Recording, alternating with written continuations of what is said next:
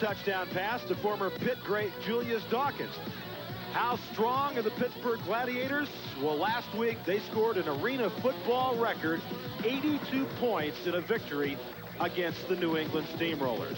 Watch this great play. Brad Caleb, the intended receiver, it's intercepted, and Caleb says, that's my football. Two-way football in arena football. Joe Herring, the head coach. We're in Pittsburgh, Pennsylvania, the Steel City. And coming up next, the Los Angeles Cobras and the Pittsburgh Gladiators.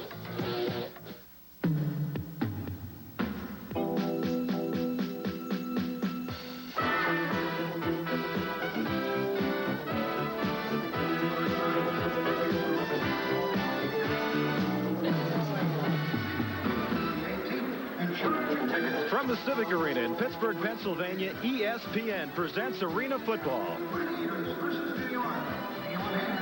Tonight's game is brought to you by Budweiser. Beechwood Age for that clean, crisp taste.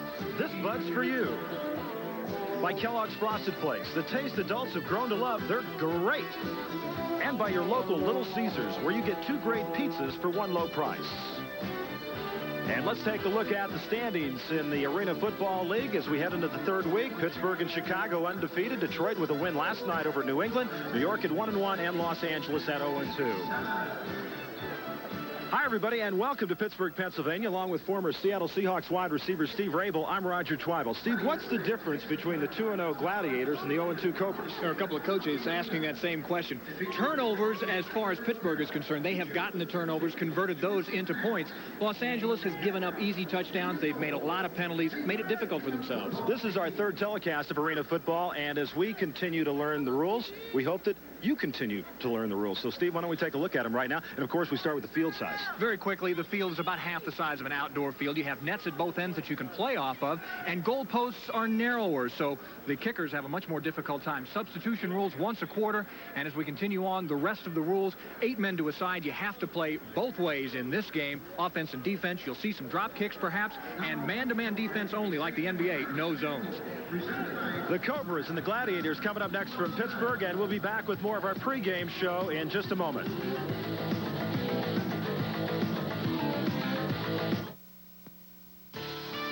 Budweiser and Bud Light join with USA Today to give baseball fans something new. Now, for the first time, you can also pick up an official All-Star fan ballot free wherever you pick up Bud or Bud Light. Vote for your favorite Major League players. Then, test your baseball trivia and win valuable prizes. Answers are in USA Today every day. So fans, settle back with a cold Bud or Bud Light. Vote for your favorite All-Stars and be part of a baseball tradition. I tell you, he's gotten goofy. I like your dad. Dad? He thinks he's my brother. Last night we were shooting hoops at 10 o'clock. So? Marty, this is the same man who'd never lift his nose out of a newspaper. Now we listen to Z-Rock on the radio. What is this? The right vitamin nutrition and a balanced diet helps people get more out of life. Some are finding Kellogg's Product 19, 100% of 12 vitamins and minerals. I just wish he'd act his age, like your dad. Feel like 19 again. The sights, the sounds, the unforgettable performances. Warm up for all the day's action with Game Day. Every Saturday and Sunday morning at 11:30 Eastern on ESPN. The Los Angeles Cobras know they need to play better defense, and they've made some roster changes, partially out of injuries. The NFL veteran Cliff Branch is out, and they've replaced him with a defensive specialist. Lou Green is the defensive specialist. He's an aggressive hitter. He'll come in. Los Angeles will get better defense. However, they may be missing something in the speed of Cliff Branch. And a quarterback, of course, Matt Stevens has done a good job, but Ray Wilsey will probably take a look at Eric Beavers, a youngster from Nevada Reno. This young man rewrote the record books in college at Nevada Reno. He's not very big, but he's got a strong arm, and he's a real competitor. One of the keys for the Pittsburgh Gladiators is their head coach, Joe Herring. He was their coach a year ago, and there are 8 players back from that team, and he admits that's why they've gotten off to such a very good start. Roger, no question about it. The strength of this team is his players know what Joe Herring wants, and, of course, he knows what to ask of them. Many of them are defensive players. They give him exactly what he wants on the defensive and offensive side of the ball. And not only are they defensive players, but per man, they're probably one of the smallest teams in arena football. Joe Herring line has decided to go with quickness instead of size, and it's paid off so far. We'll be back with the opening kickoff of tonight's game, the Los Angeles Cobras and the Pittsburgh Gladiators, in just a moment.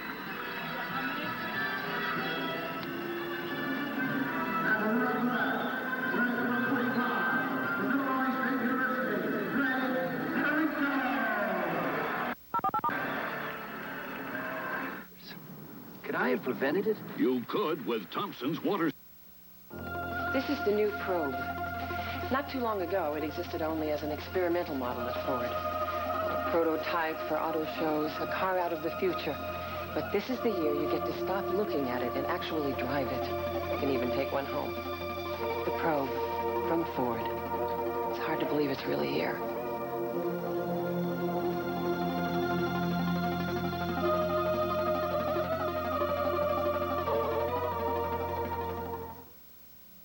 The end is here at Simon's Furniture, 7126 Miramar Road in San Diego. Listed to some of our satisfied customers. And when I arrived at Simon's, I was given excellent service by a friendly staff. Really took into consideration my needs and my budget. I would definitely recommend Simon's. Come on down. It's gorgeous furniture.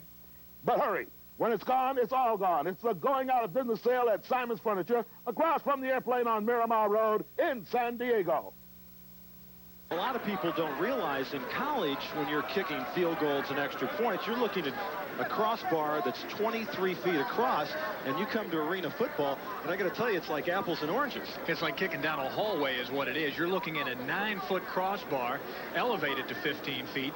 Very, very difficult. But the one thing that Fricke does very well, he had a problem early in the season kicking field goals. One thing that Joe Herring tells us he does very well is kick the ball deep and into the nets. So we'll see if he gives his team an opportunity to get down and hit the right, which is then a line ball after it hits the ground off the net. And, for example, last week against New England, the Gladiators scored 20 points in the first 72 seconds, and 2 touchdowns came off those kicks against the net. So it can be a very effective tool in arena football as we're set to go from the Civic Arena in Pittsburgh, and that is high off the net. And the Cobras and Gary Mullen, he's a local youngster across the 12 to the 13-yard line, played his college football at West Virginia. As we take a look at the offense, Stevens, the quarterback, Weppy Powell, the running back, McKnight, and Mullen, Lockett, and Palomera, along with Clark and Harris. That's the offense for the Los Angeles Cobras, coached by Ray Wilsey, formerly an assistant with the Los Angeles Raiders, and of course looking for their first victory of the year as they'll put it in play 1st and 10 at the 12-yard line.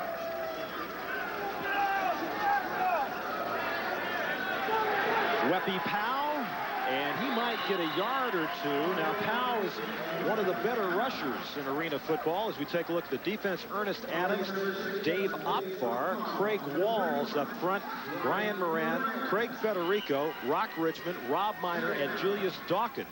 And once again, the strength of the Pittsburgh team is the fact that they have mostly defensive players on their team. They switch around and play offense pretty well, but their strength is certainly on the defensive side of the ball. Weppy Powell, the second leading rusher in arena football. 44 yards coming in. Mullen with the reception, and that's going to be very close to a first down. And it is a first down across the 23 to the 24-yard line. Mullen was very excited about coming back here and playing tonight. Well, he wants to come back and play before the hometown fans.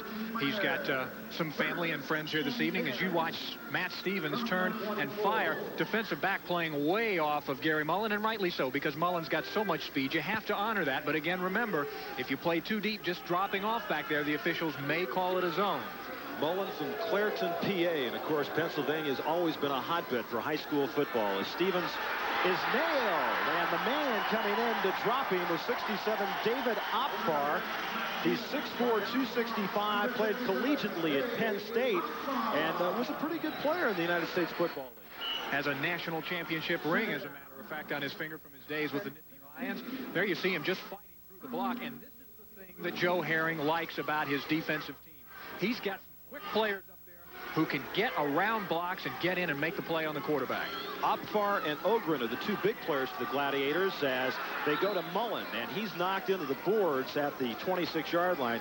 Steve, you played wide receiver for many years in the National Football League, but I don't care what kind of hit you took, whether it was from Jack Tatum, you never had to run into boards like that. No, I ran out of bounds one time and got nailed by the sideline markers, and that was painful enough. But when you come flying off the field, you have 1 yard between the sidelines and these very well padded but still stationary walls around this arena, and it does smart. Remember, folks, the clock doesn't stop on out of bounds. The clock doesn't stop on incomplete passes until the final minute of the first half and the final minute of the game. Stevens chased out of the pocket. Mullen comes back for it. Nice job. You just have to have 1 foot in bounds, and that pass is complete. And Mullen showed you what all good receivers do. They come back to the football. When these two players play together a little longer, and I'm talking about Matt Stevens and Gary Mullen, they'll get this feeling down between themselves, and that's what you have to call it between a quarterback and a receiver, a sense. You have to know what your quarterback is doing as a receiver. You have to come back and help him. Cliff Branch, again, he brings that to this team were he dressed and out here for the Cobras tonight.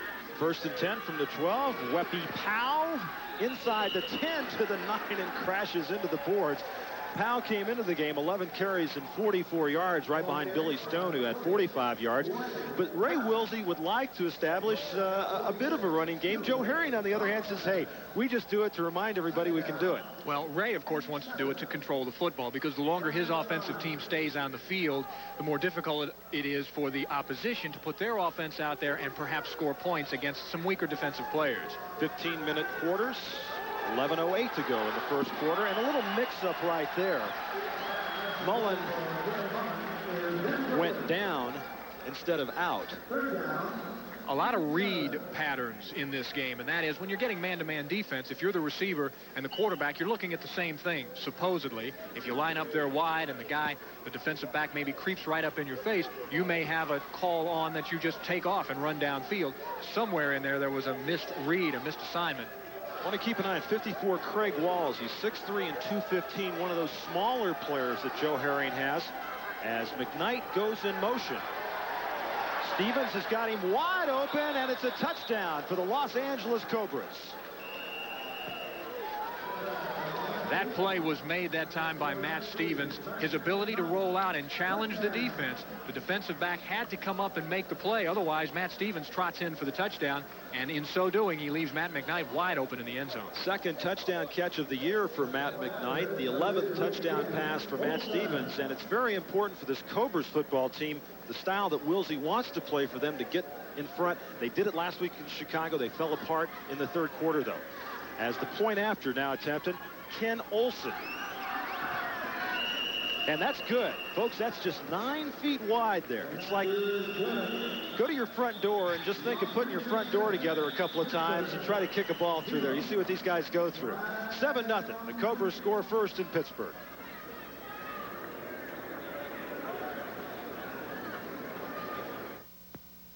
Yes, I'd like 2 of those pizzas. Those pizzas? They'll be $17.99. $17.99? But it says $10.99. Not for those pizzas. How can that be? I think if you refer to the fine print. Fine print? Does not render vendor responsible. May I help you? Who are you? I'd like to introduce our corporate attorney. He's here on a regular basis. No, I'm not surprised. At Little Caesars, you always get 2 great pizzas for 1 low price. Pizza. Only at Little Caesars. Hold it. Ho. So you're gonna finally meet Cindy, huh? Tonight. Good. So first impressions are very important. I think. Okay. Now, imagine. Lights are low, the music's soft. Knock the door opens up. Somebody's out there doing this. What is this? She's got dandruff? No, you have dandruff. No. Yes, you do. I shampoo every day. You shampoo your brains out with regular shampoo wouldn't matter. Brains out? Yeah, well, so use that. Head and Shoulders? Works for me, my friend. But you don't have dandruff. Exactamundo! Head and Shoulders. Because you never get a second chance to make a first impression. You know what really burns me up? My feet. Athlete's foot kept flaring up. I get rid of it for a while, but it just flare up again. Finally went to the doctor. He told me to get Tenactin. It's what doctors and pharmacists recommend most. Tenactin even cures recurring athlete's foot. Use it regularly like they tell you. It'll keep the fly from coming back. Fast-actin Tenactin puts athlete's foot out for good.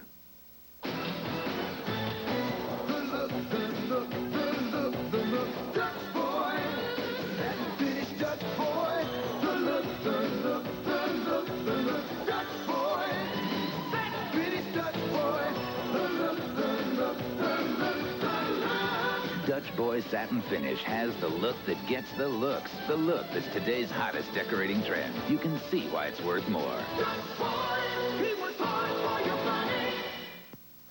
Roger Twibell, Steve Raible back with you at the Civic Arena. This is where the Pittsburgh Penguins and Mario Lemieux play hockey, and hope you enjoyed the hockey on ESPN earlier this evening, and we're glad to be here with you as you take a look at the Pittsburgh Gladiators as they get set to receive the kickoff. Rock Richmond is 29, the man nearest to you, as Olsen, who kicks it straight ahead, and you kick off from the goal line here.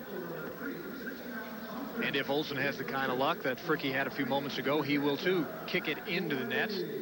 Rob Miner is the other man back deep for the Pittsburgh Gladiators, who, along with Chicago, the only undefeated teams remaining in arena football. And that's off the net. It's live, and wisely, Miner will down it, and they bring it out to the 5-yard line. Not to the 20, but to the 5. Remember here, folks, we're talking arena football. This is only a 50-yard field. It's only 85 feet wide. Certainly cuts down the passing lanes. Mike Hohensee, the quarterback. Craig Federico, who Joe Herring says is the best athlete maybe in the arena game. Ernest Adams, Julius Dawkins, great player at Pitt. Rob Miner, Brian Moran, Dave Opvar, and Walls up front for the Pittsburgh Gladiators. Mike Hohensee, out of the University of Minnesota, played in the USFL. And the pass was right on the numbers, but Julius Dawkins, number 46, not able to hold on, and the defensive play made there by Richard Rogers. As we take a look at the defense, Lou Sorrentino's a new addition to Los Angeles. Wes Walton is 66, Michael Jones 65, Rob DeVita, a very versatile player, 42, Lou Green, the new addition, 26, Joe Kelly, Richard Rogers, and Ed, I call him Crack Seaman, because he really likes to come up and give you a crack, doesn't he? He loves to play defensive back, and you'll see him a lot tonight. In motion was Brian Moran, as Hohensee's got a man open. Rob Miner is pulled down inside the 10-yard line.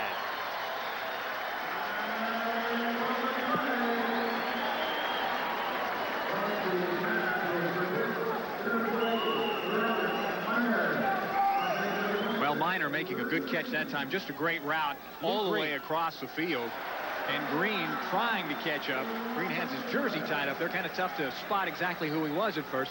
Again, from ground level, you can see Miner just simply running away from Green. Now, remember, Green's only been on this Los Angeles Cobra team for Monday, a very short period of time. But they're going to throw him out here to the Wolves today and see exactly what he can do, because they need his help on defense. Apparently, there was a penalty. Personal foul, roughing the passer, and so the ball is moved 5 yards inside the 5. Remember, folks, even though we're talking about arena football here, most of the normal rules of football apply, and that is if you nail the quarterback after he's released the ball, you're looking at a penalty. So Lou Green is 26. He's the man that replaced the injured Cliff Branch. And Hohensee. The reception, it looked like Rob Miner, and they're going to give him the touchdown. And we're going to have a little controversy about this, I believe. Los Angeles players, they are hot. Watch the reception by Miner. Now he's going to stretch out, break the plane. The ground cannot cause a fumble. Did he break the plane before the ball bounces on the ground? The officials say yes, and it's 6 points for Pittsburgh. That's what they're ruling. So Miner with the touchdown reception from Hohensee, and Hohensee now with 14 touchdown passes on the season. And this was one thing, again, that Los Angeles coach Ray Wilsey was saying. They drive all the way down the field, Los Angeles. A nice drive, get some points. The other team comes back in 3 plays and scores. You can't do that and expect to win the game. Rusty Fricky, good snap, good hold, and a good kick. And that's something to keep in mind when we talk about snap, because you might have as many as 4 different players snapping that football before the night is over. We're all tied up at 7-7 with 8:56 to go in the first.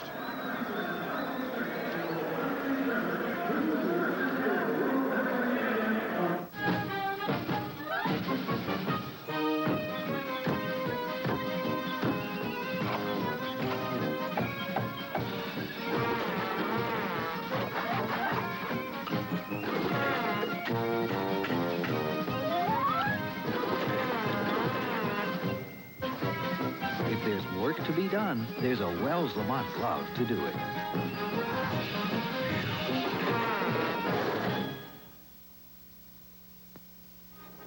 airport, please? I got a 9 a.m. flight. No problem. Good. What airline? Alaska. Alaska. First time Alaska? Yes, it is. But airline never take off on time. First time Alaska. When Alaska Airlines says a flight will leave at 9 a.m., we do our best to make sure it does. How do they never leave on time? So usually the only time you'll have to wait for a plane is when you miss one. What's the world coming to? ESPN takes you wherever the action is in May. To the ice, where hockey's hottest teams face off for the coveted Stanley Cup. To Paris, where the world's best players battle in the French Open. To the Indianapolis 500 time trials. To Churchill Downs on Derby Day for all the races leading up to the Run for the Roses. To Jack Nicklaus's hometown for the PGA Memorial. And to the 50-yard indoor war. Arena football. All in May on ESPN. Los Angeles and Pittsburgh tied up at 7 apiece. The Gladiators opened the year with a 57-51 victory. Detroit in front of some 16,752. And then last week beat New England 82-26. Meanwhile, the Cobras have lost their first two. That's low off the post. That's a live ball. Fumble. And the Gladiators are signaling they have it. We'll wait for the officials to make it official, and they do. And those are the kind of breaks that we have been talking about, Roger, that Pittsburgh just seems to get. Now, you make your own breaks, obviously, but watch this line drive kick, and it's going to hit off the metal standard of the net. Look at that thing bounce. Once it hits the ground, it's a live ball, and it comes way out into the field of play. And here come the Gladiators in to make the play. Los Angeles had a shot at it. Joe Kelly's on the ground. He can't wrap it up. You know, Jim Rice isn't playing much for the Red Sox right now. He knows how to play the green monster in left. You know, I mean, that's what you need. There's Moran. He's from Akron. And the Gladiators have it. Hohensee goes right to work, and out of the backfield, he finds Craig Federico. And they say he stepped out of bounds at the 7-yard line. Federico is an outstanding athlete, 6'2", 205 pounds, played his college football at Illinois State. And Joe Herring says, without a doubt, he's the best player, he thinks, best athlete in arena ball. This guy can play every position, he says, on the field, really. I mean, he could stay up front and block if he had to. Look at him tiptoe down the sidelines. He's strong enough to play a linebacker spot, quick enough to play in the secondary. He's got the great hands coming out of there. He's just a great all-around athlete. And to think that he was a walk-on in college, nobody thought that much of him. Second down. Ball on the 7-yard line. Moran was in motion. Hohensee and overthrows Brian Moran. Once again, folks, these players play both ways. Moran is a running back and linebacker. And what Herring has done, he has assembled a group of athletes, primarily defensive players. He says it's easier to teach a defensive player offense than an offensive player defense. And having been an offensive player, I know if I had to go down there now and play defensive back, toughest thing in the world for a receiver who's used to that straight-ahead motion. You know where you're going to go. To turn around and play defense and have no idea what that receiver's going to do is a frightening thought to me. Third down and goal from the 7. Moran's the man in motion. Nearly picked off. Good defensive play over there. Far side, it was Joe Kelly out of Vanderbilt. Joe had that interception and return for a touchdown last week against the Chicago Bruisers. And we mentioned it last week that Ray Wilsey said this young man really has been perhaps the surprise of the year so far for Los Angeles. How well he's come on. He's not very big, but he's quick and he's intelligent, and he plays the ball very well on the break. A 4th and goal from the 7, and they're not going to opt for the field goal or the drop kick. They're going to go for it. This is a big defensive series right now for Los Angeles. Hohensee's got to scramble, and he can't do anything with it. 65 for the Cobras. Michael Jones, who stands 6'5", he weighs 230. He's from State University, New York, Rockport. And he is nothing but muscle, and he just fights through this. Give a lot of credit to the secondary people for Los Angeles for covering long enough to force Hohensee out of the pocket. And there is Michael Jones. Hohensee getting down, trying to protect himself, but still he takes a pretty wicked shot. We've seen 2 sacks so far tonight, and that's really an oddity in arena football. So, the Cobras with a good defensive series as they take over. 1st and 10 from their 11-yard line, and Beavers has checked into the game at quarterback. Rob DeVita got the handoff. And, hey, that's a safe thing to do. It's the first snap the kid has taken this season in regulation play, and it's good just let him get the ball and hand it to somebody else.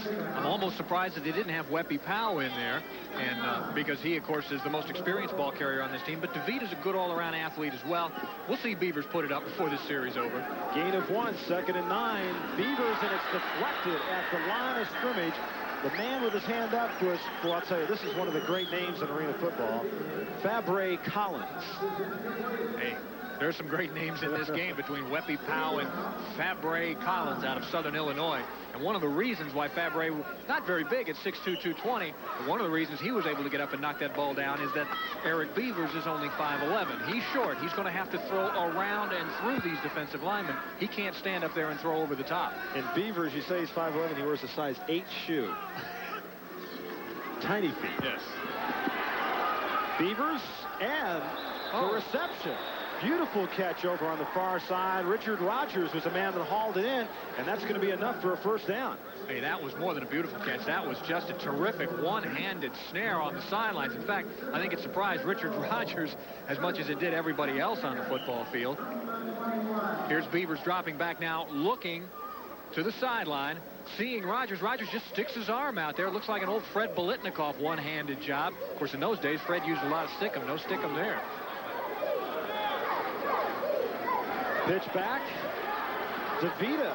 Nice job of running. DeVita across the 25, which is midfield to the 22-yard line.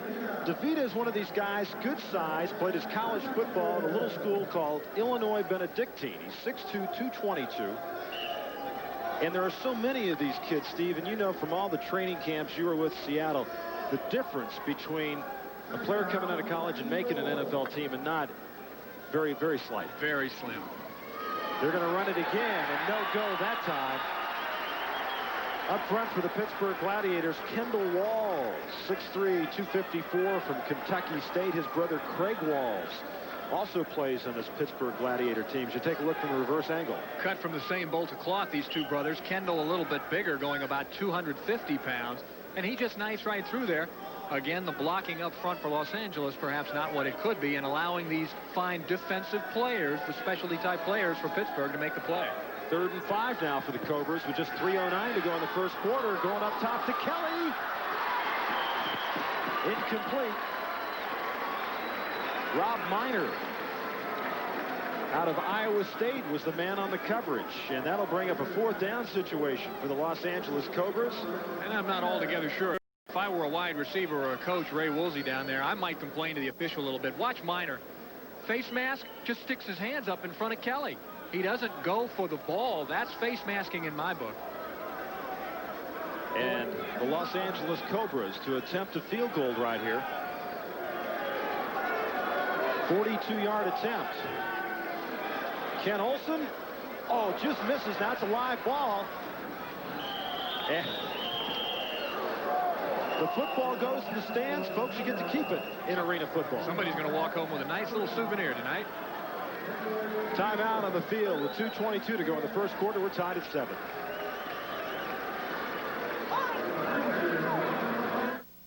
It's a TV, it's a remote control VCR, it's a stereo, all in one home entertainment package, and all yours for a limited time, just $19.95 a week at Color Time. If you take car repairs into your own hands to save a little money, listen up. Right now, save up to $9.60 when you purchase a case of Napa oil, 2 Napa oil filters, and 2 Napa air filters. Clean up now with Napa. Roger Twibell, Steve Raible back with you at the Civic Arena in Pittsburgh, Pennsylvania, where, boy, they're awfully excited about their Pittsburgh Pirates baseball team. And we're excited about the Gladiators as the crowd continues to come in here at the Civic Arena, all tied at 7 with 2:16 left to go in the first quarter, and the clock continues to run.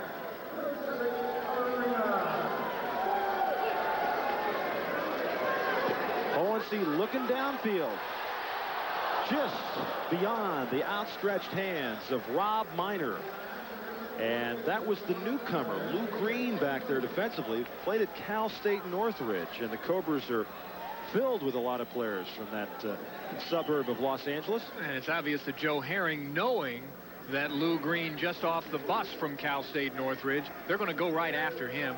And again, he's beaten by a couple of steps. He's able to make up a little bit of the ground. Happily for him, Hohensee overthrew that pass by just about a yard. Kent Davis is split to the near side on 2nd and 10, and underneath, and into the boards. And folks, you know that's got to hurt. Dan Burmeister, he's 6'2" and 210 pounds. He's from the University of North Carolina. He's another one of those fine all-around athletes. This guy played for Dick Crum down there with the Tar Heels. But I guarantee you, the Tar Heels had nothing like this. Boom. Say hello to the wall, Dan. Well, not only do you have to learn how to take the hit from the opposition, you got to learn how to take the hit from the boards right there. But Burmeister's a good one. He played in 3 bowl games while at the University of North Carolina. 3rd down.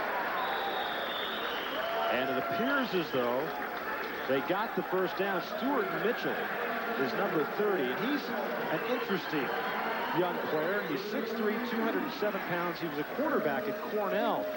And Joe Herring said, why did I get Stuart Mitchell? I didn't really need another quarterback, but he says, I went to Bucknell, and he says, I like to get those guys from those Ivy League kind of schools. You know, they make me smarter.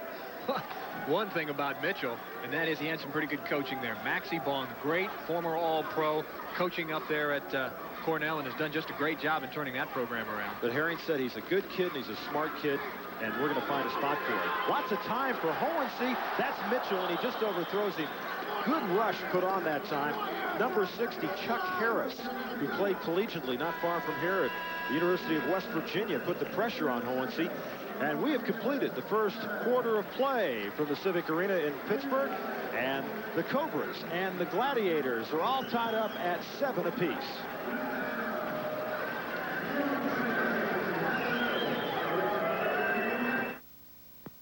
This is where Michael Jordan kept practicing his jump shot when he didn't make varsity. This is where George Brett kept fielding after his team lost the state finals.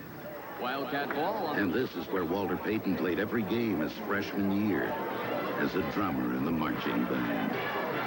What do these legends have in common? They've always had a will to win. And they've always had a Wilson.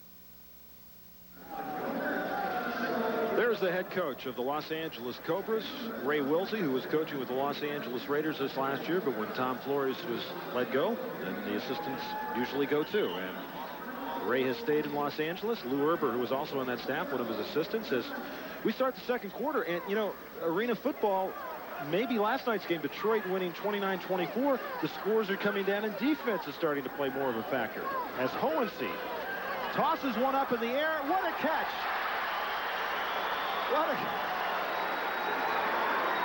Rob Miner made the reception as there was a lot of pressure on Hohensee. And now the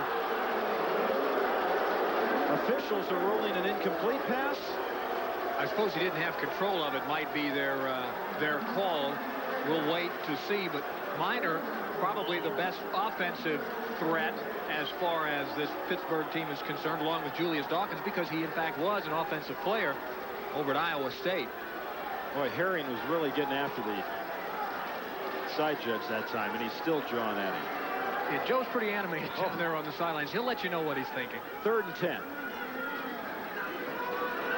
Good protection that time, and Julius Dawkins was the man who made the grab down at the 10-yard line. Mullen was back there defensively, but I'll tell you, Julius Dawkins had a great college career at the University of Pittsburgh. Had a pretty fair quarterback throwing to him back there, a kid named Dan Marino. To watch Hohensee fire this ball right on the money, and a nice catch. Secure the catch. There you see he's down just barely. Mullen kind of tapped him on the helmet with his shoe top. Dawkins says, I've grown to respect this game. He said, you know, I was a one-way player in college, and he says, having to do it both ways, he says, I respect this game. He's also playing in front of a lot of hometown fans back here. 1st and 10, Hohensee, a penalty marker's down. Another penalty, 3 flags finally hit the artificial turf here at the Civic Arena in Pittsburgh. Dawkins was the intended receiver. A game that has been relatively free of penalties tonight. But this time, I think almost every official, there's only 4 officials on the field, and 3 of them have the hankies out. Only one other penalty called so far, that early Earl Sorgren, the referee. Former USFL officials, these are in.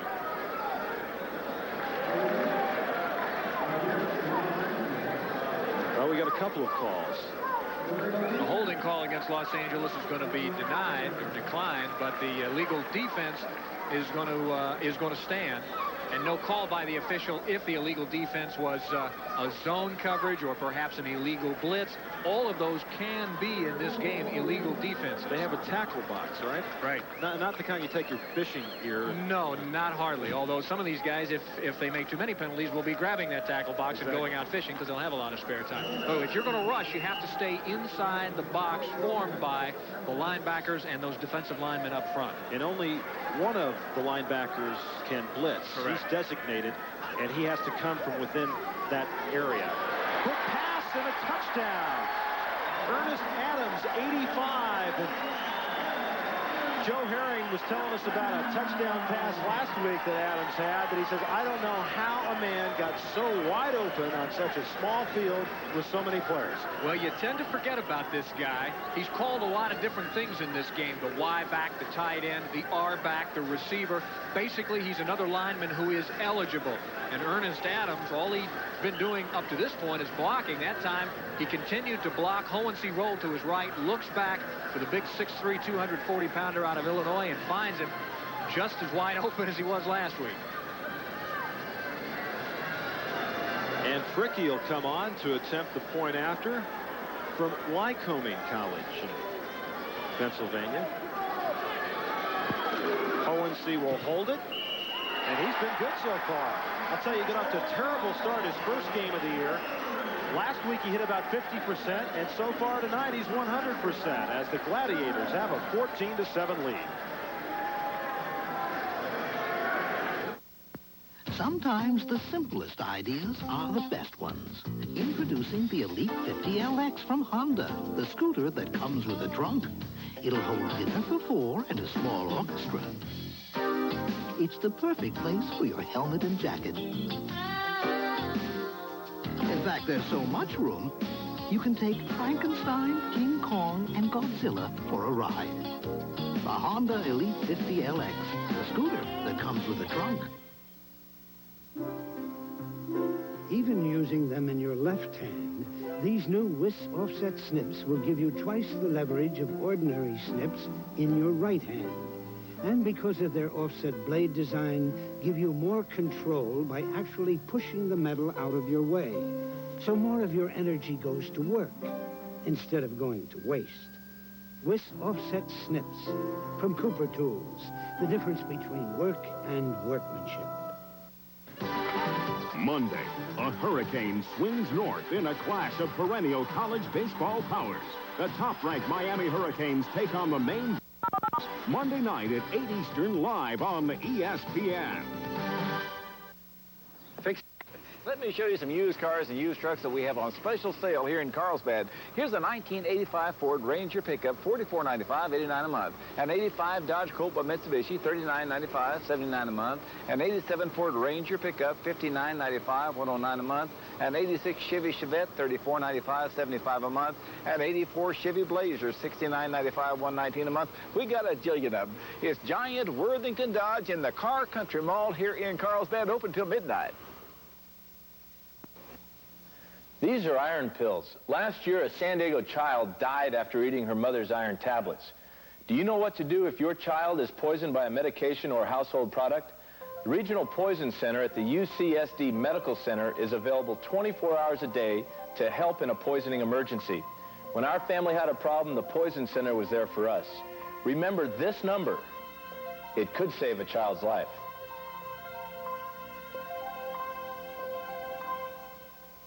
The Civic Arena in Pittsburgh, Pennsylvania, our third arena football game of this 1988 season. We'll be with you every week through the end of July when after the 12-game regular season there'll be 1 week of playoffs and then the championship game to conclude the second year of this rather different kind of football, but it's fun. really is. Fans have a good time. They get to sit down right close to the field. As a matter of fact, so close that Joe Herring says, sometimes I bring some of my neighbors with me just to make sure that nobody says anything that they shouldn't. Joe Herring wanders the sidelines as his team lines up for the kickoff. Again, the ball kicked off from the goal line, 50-yard field here in arena football.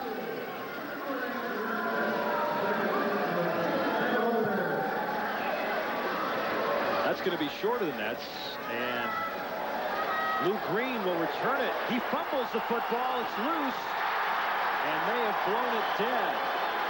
I got to tell you, Craig Federico came and laid a pretty big hit on Lou Green, and Green is not getting up in a hurry. Walls was there on the spot to make the recovery. And again, that's an official's call. He's saying that the man was down before the ball popped out. The ground cannot cause a fumble. You have to be hit for that ball to be stripped away. If any of you played football in high school or college, you know it takes a day or so when you're young to kind of get your legs back. Most of the guys that play arena football said just double that. Besides the hits you take, the artificial turf indoor and the boards, believe me, it takes a couple of days before you feel right. Stevens is back in at quarterback. He's got plenty of time. And there was some confusion. It looked like Mullen decided to alter his pass route, and Stevens had already committed to the outside. The toughest route to run, I think, in arena football is that deep corner route, because you've got so little sideline to work with. That's why we're constantly seeing either the short out, the quick turnout routes, or those deep down the middle passes. You've got a lot of room. In that situation, Mullen kind of straightened it out downfield. Well, Stevens didn't have long enough to wait to see where he was going to come out, so he just fired the ball. It was almost intercepted by Dawkins. Wade Lockett's been rather quiet so far tonight for the Los Angeles Cobras. Maybe not so quiet anymore. Oh, he just missed it. As Stevens went up top to Wade Lockett, he had him open, didn't quite get the football to him. A long strider, this kid, as Stevens just lays it up. And they've gone after Dawkins now twice in a row. And again, when you've been playing offense as a wide receiver, Dawkins has been, you get a little bit tired. Now you turn and run two deep patterns downfield as a defensive back in a position you're not used to playing. That's how you create matchups, and that's how you score touchdowns. And this is the thing that Ray Wilsey really wanted to avoid. They're behind 14-7 now. Now they've got to try to score quick, and that's just not the Cobra style on 3rd and 10. Mullen turns back. He comes up with the football. Almost a fine defensive play there by number 29 for the Pittsburgh Gladiators, Rock Richmond out of Oregon, who spent some time with the San Antonio Gunslingers in the USFL. Here's Stevens from the end zone. And again, Mullen coming back to the ball. Actually, Richmond beat him to the ball, but he couldn't hang on to it. And there you see the gate fly open. We've had that a couple of times last week. Looks like they haven't been able to remedy that yet. That's the old swinging gate play they used to run in basketball. Sometimes it's the only chance for these guys to get off the field and get a break. But it's a 1st and 10, and Weppy Powell fumbles. Still alive, and finally Stevens has to knock 28 Rob Minor out of bounds. Was that Opfar that came up with a fumble recovery? I think it was Dave Opfar, big number 67. I think he's the one that scooped it up. He realized he wasn't going to go very far. This has been Weppy's problem. Of course, Brian Moran got a head in there, didn't he? Put his head right on the ball. There you see Opfar dive on the ball, wisely picking it up and pitching it back to Moran, or actually Minor, and making sure that Minor did not get in with Stevens. Did you see Herring down on the sideline? He's directing traffic. Opfar, as we take a look at Herring, played at South Allegheny High, where the nickname of his high school team was the Gladiators. Now he's playing professionally. And Federico! Touchdown! I'll tell you what, Federico is what you term in football vernacular a stud.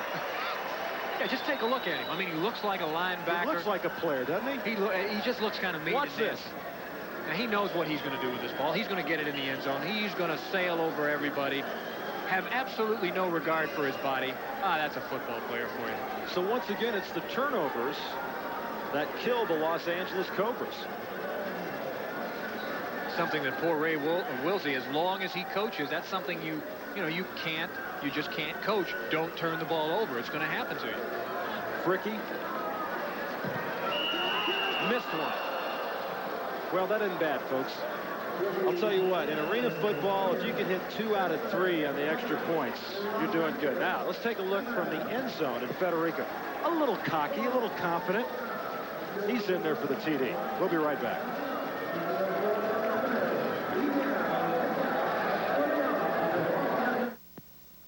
Yes, I'd like 2 of those pizzas. Those pizzas? They'll be $17.99. $17.99?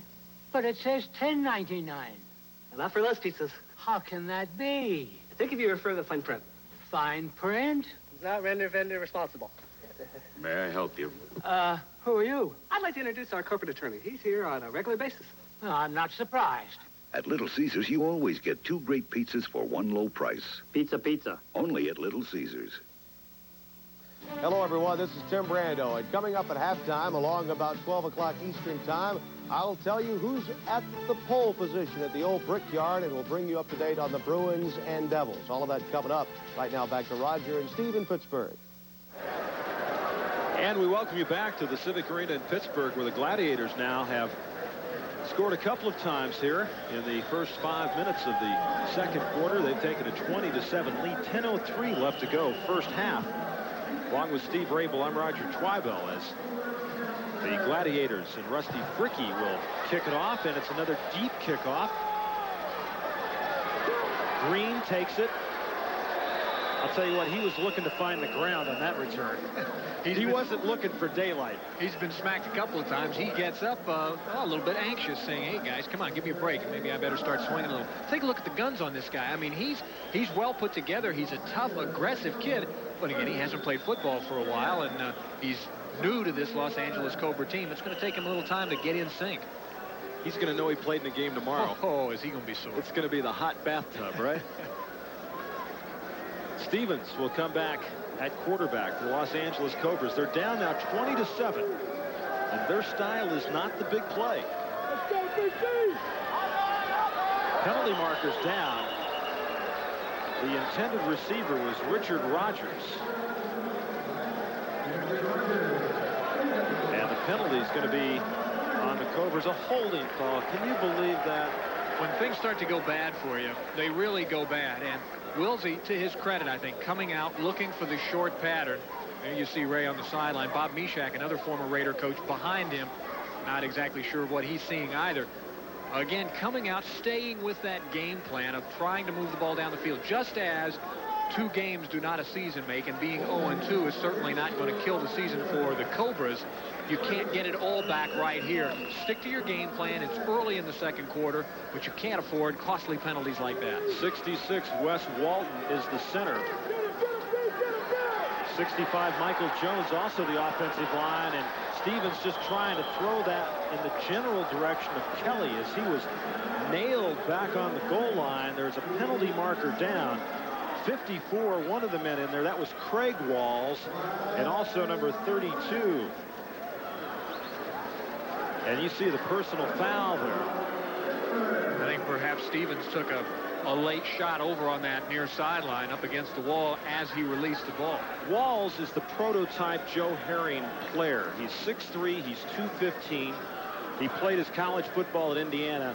And see, the problem was he got the hand up in the face. If he had just gone ahead and tackled him, his motion carried him in, no problem. But when you start sticking the hand up in the face, they figure you're trying to hurt him. Yeah, it's tough as a defensive player. They hate that rule, defensive linemen and linebackers do, because it's so tough when your momentum is carrying you forward. It's tough to pull off. However, you can pull that forearm down, and that was the cheap shot. In exchange of penalties, Kelly in motion to the near side. Look out, Stevens, and he's got the sandwich put on him. And who got him? The man who was just called for the penalty, 54, Craig Walls. He was the first to hit him. He had a little help from Pat Ogren coming from the other side, the biggest of the offensive linemen. And they're none of them very big for Pittsburgh, but there you see 68 at the bottom, 54 at the top, and they just sandwich young Mr. Stevens. The problem has been 82 Lou Sorrentino. He's a newcomer to the Cobras this week. He's playing on the right side of the offensive line, and that's where Walls has been coming from. You can see the Gladiators leading in sacks. Stevens, and there's a mix-up right there. And Walls Paris going to get into it just a little bit with Ed Seaman, who's in there. And you know if there's action on the field, Seaman's going to be close by. Look for Ed. He's not very big, but he'll stick his nose in just about any fight. I think Matt Stevens a little bit rattled right now. He took a pretty good shot a minute ago, and he just wanted to get rid of that football. He did not wait to see where his receiver was even going to turn around. He just threw it, and it sailed up into the stands. Another souvenir for somebody up there. Keep in mind, the Gladiators, a defensive-oriented team. Herring has built this team around defensive players. This is his second year in arena football as a coach. Ray Wilsey, on the other hand, maybe went for a few more offensive players his first year in arena football. Players and the coaches, they all learn. Kelly deep, and no call. Pass incomplete. Back defensively was Rob Minor, youngster from Iowa State. So it's Vanderbilt going against Iowa State on that one, and Iowa State wins it. As you see Joe Kelly now heading over to the sidelines. Stevens just throwing it as far as he can and trying to let Kelly run under it. Kelly with good speed, with Minor right there. Ball sailing a little bit too far inside. We've got a field goal attempt here now, folks. Remember, you can't punt in this game, so even if you're backed up against your own end zone, you try a field goal. 59 yards. And that'll be returned. And dragged down from behind was Rock Richmond, number 29. As they bring it out to the 15-yard line. The Pittsburgh Gladiators with 6:40 to go in the half lead Los Angeles 20-7.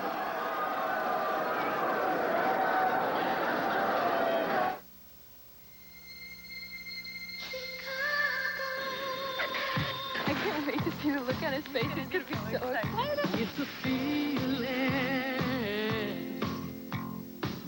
You keep calling me home. Chicago. Take a look at this. Calling me home. Chicago is calling me home. We just missed you, Dad. Bo Jackson, Thomas Hearns, and superstars from every sport but basketball become super shots in the Foot Locker Slam Fest. Tuesday night at 9 Eastern on ESPN. And welcome back to Pittsburgh. Mike Hohensee, the Gladiators quarterback, 7 of 15, 79 yards, 2 touchdowns, and he's been a very efficient passer so far this year. He's hit on 66% of his passes. He's thrown 13 touchdowns, and he hasn't had any interceptions so far as Minor goes in motion.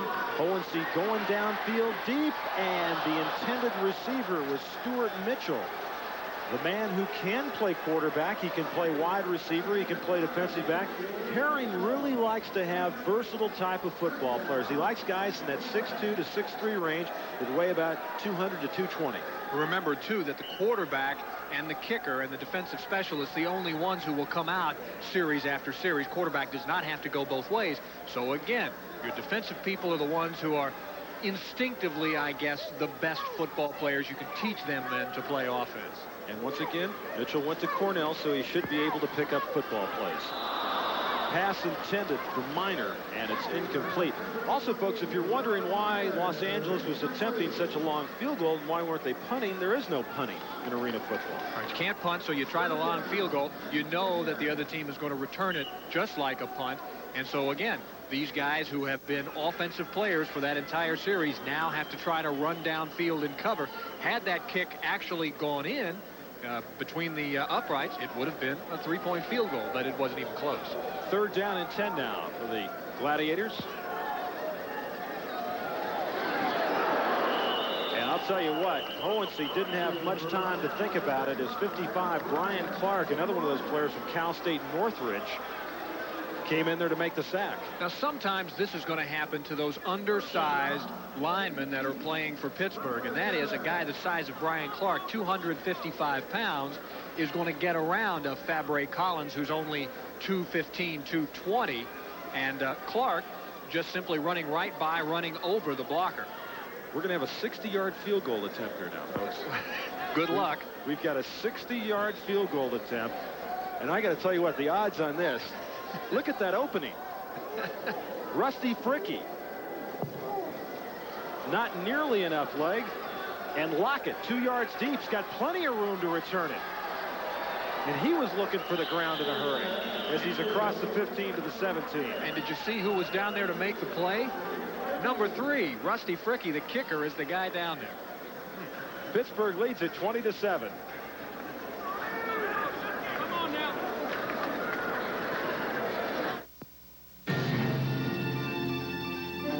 At American Airlines, we do this over 2,000 times a day. And of the 9 largest domestic airlines, we do it on time more times. American Airlines, the on-time machine. 4:09 left to go in the first half, and remember, the final minute of the first half, the final minute of the game, the clock will stop on incompleted passes and out of bounds. So keep that in mind, because a lot of things can happen in that time span. Keep in mind, too, that Los Angeles has been in this situation before. Last week, they were able to put some points on the board early, but then things just sort of fell apart for them, and they have yet to get on the board here in the second quarter.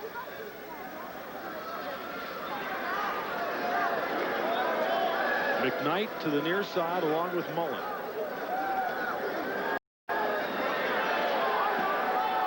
And there was a mix-up and an interception right there. Rock Richmond, but there's a penalty marker down. A penalty marker's down back at the midfield area. Yeah, I think there was more than a mix-up. I think perhaps Richmond actually pushed the intended receiver down and then was able to just pull off and make the play, make the interception, because he was the only one left standing over there. And there's the interference call by Burl Sorgan, the official. So Los Angeles will retain possession of it. I'm a little bit surprised, actually.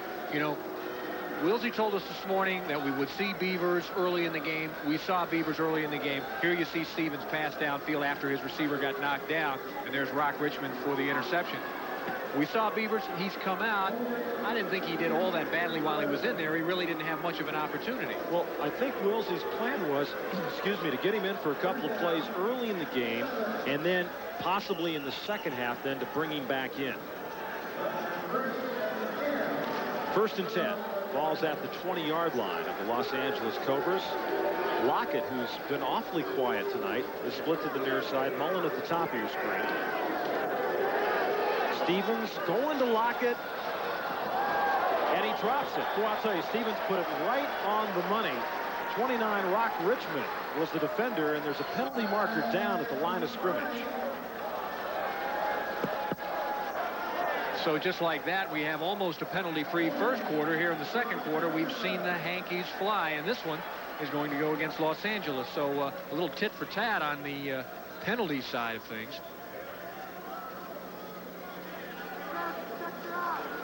One of the things, too, that Los Angeles is being forced to do, Rogers, they've got to keep their wing back, McKnight, in to block quite often tonight to help out the new players that are in there playing for Los Angeles, and guys trying to block these extra quick rushers. Unlike the NFL, they don't expose the offensive lineman or the person who's called for holding. That's nice, isn't it? That'd be worth coming back and playing for that one. Stevens. Lockett finally has one. And into the Pittsburgh bench. Well, I'll tell you what, it doesn't take long for tempers to flare as a flag is thrown when you start slamming people into the boards. The boards brings a whole other aspect into this game, as it does in hockey. I was going to say, I guess I have a new respect for hockey players. I suppose it is easy to lose your temper when somebody nails you up against these walls, these boards here, padded as they are. Still, you know as a receiver you're out of bounds. They're kind of grabbing a hold of each other now. Kent Davis was 22, and Davis, after he slammed him into the board, had a hold of his jersey and kind of pushed him back away. Now, the penalty is going to go against Los Angeles because it was Lockett who actually took the swing. He swung at the Pittsburgh player. I don't know, you know, call it both ways. But you also, as Wilsey's saying down there, you got to keep your cool. You can't let these kind of things happen to you. That's a big, big penalty. Again, pushing Los Angeles back against its own end zone. 2:50 left to go in the first half. Pittsburgh with a 20-7 lead, and Los Angeles just can't get anything going. How many yards? The Cobras lost in the first week 60-52 at home against New York, and last week lost 46-35 against Chicago. So their offensive productivity has been decreasing each week, and that's not a good sign. Now we've got the officials out here chatting about something. I think they've got it cleared up now. They're ready to play football, and Matt Stevens is checking the plays are on a wristband on his left arm, and he knows what to do in a 3rd and long situation, 2nd and long. This is 1st and forever. But at least it's 1st. That's true. 1st and 23 to be exact. Stevens will move up. He'll go deep. Mullins, the intended receiver, he comes back for it.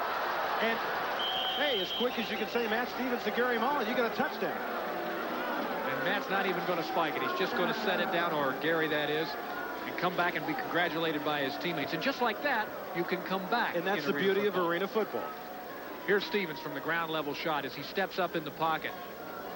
Good footwork by the young man, and a nice throw brings his receiver back. That time the defender absolutely lost the play. You know, the defender is really at a disadvantage on this smaller field going deep. Because you've got the nets there where you can also throw the ball off the net. Now, you've got a lot of things you have to watch out for as a defensive back. Olsen has the attempt blocked. And a penalty marker is down. 27 came busting through. That was Dan Burmeister, who was one of the players in there. They were in a hurry. And it's going to be against the Pittsburgh Gladiators. Now, folks, it's, of course, 1 point for the conventional point after touchdown. If you would like to drop kick it, it's 2. If you would like to run it in or pass it in, it's 2 points. And let's stretch out a little further. If you hit on a field goal, a normal field goal, that's 3 points. If you drop kick the field goal from out in the field, that's 4 points. So just to keep you up to date here. The end zone is 8 yards long, not the conventional 10. And they'll put this down at the 10-yard line. And that misses. It is not an easy thing to be a place kicker in arena football. But I'll tell you what, as we take a look at Stevens down the reverse angle, he's back at his own 5-yard line. He's going to throw this thing just about the length of the field. How many quarterbacks can say that he threw it the length of the field? Catch it on the 4 is Mullen. He lost the defender, turns, gets into the end zone for 6. That was Kent Davis, who was turned completely around, just lost the ball. And for Mullen, that's his 4th touchdown reception of the season. And it's 2013 with 2:22 to go in the first half. I was going to mention that after arena football, a lot of these place kickers going back, if they do have an opportunity to, say, play in the National Football League, it's got to seem like the easiest kick in the world. Oh, it's got to seem like you're kicking into a cavern somewhere of the Grand Canyon, right? That's a high kick, and that goes through the end zone underneath the netting, which covers the end zone area. So it will be brought out to the 5-yard line where Pittsburgh Gladiators will put it in play with 2:18. There you see Joe Herring on his sidelines. One of the things that his opposition, his formidable foe in Ray Wilsey, told us this morning, that when you have to gauge replacements and substitutions in a game like this, if you're behind, you hope that you have an opportunity for substitution with guys who are fresh on defense. Brendan Fulmar, number 7, is checked in at quarterback now. He's from California University in Pennsylvania. And the reason that Fulmar is in there is that Mike Hohensee hurt his right shoulder. He is out for the remainder of the half and may be questionable for the second half. So we'll keep you up to date on Gladiator quarterback Mike Hohensee, who's been having a great night tonight, but he's injured now and on the sideline. Fulmar coming into this game and completed 8 of 16 for 68 yards and 3 touchdowns. And there is Hohensee over on the sideline. Gee, he's got that same problem we've got, Steve. Yeah, the hairdo. For a minute I thought you meant shoulder, but my shoulder's fine. And as soon as I saw him, I knew what you were talking about. Well, it happens to all of us who wear helmets. Robert Miner was the man in motion. Fulmar coming near side, and The intended receiver was Julius Dawkins, and he got tangled up with Lockett. You know, one thing about a wide receiver now being turned into a defensive back, you've got to know patterns, and you can look at a man, and you know from making all those moves yourself, it's got to be a little advantage. Yeah, but you got to still physically be able to do it, Well, and that's the tough part. Pittsburgh leads 20-13, 1 minute left in the half.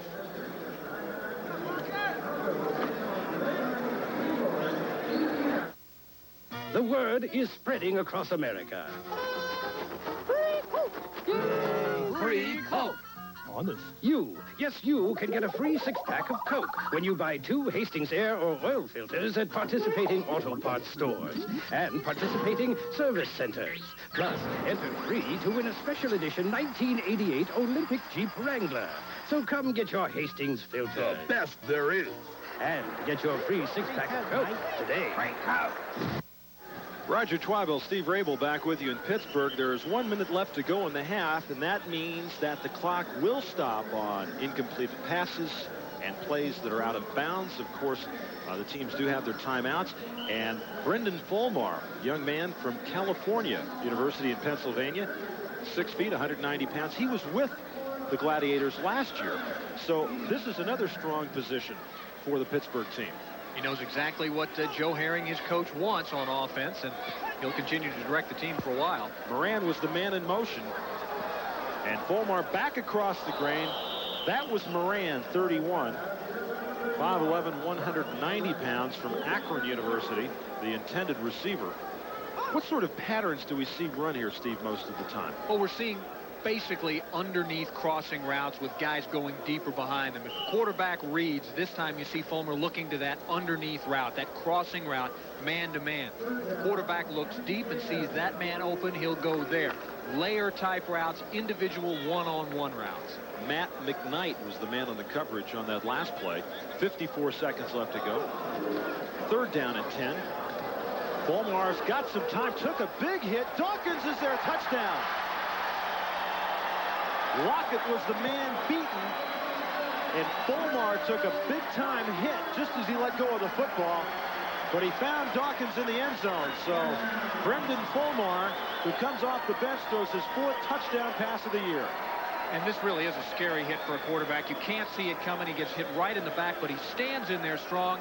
And Dawkins, you didn't see it on that replay, but Julius Dawkins turned one way and then the other to find that ball on the reception, and that's just a great catch.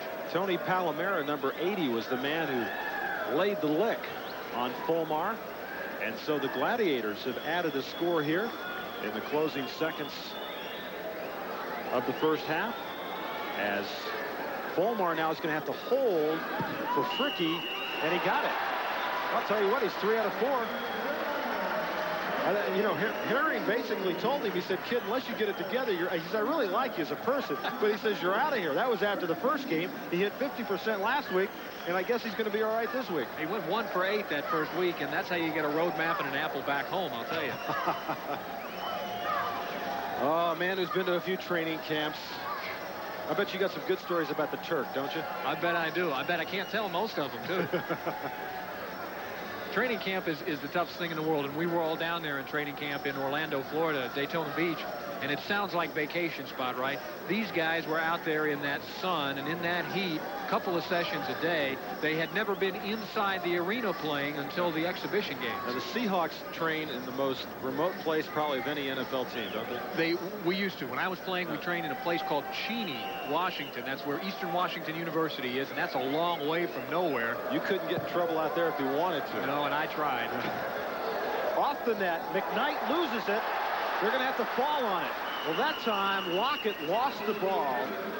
McKnight fumbled it, and once again, the Cobras just not getting the right bounce. But let's put it this way, the Gladiators being more aggressive in making these breaks. Take a look at it here off the net. Comes down, McKnight bounces off of Lockett's foot. Now McKnight kicks it. They don't know where it is. It's I got it, no, you got it.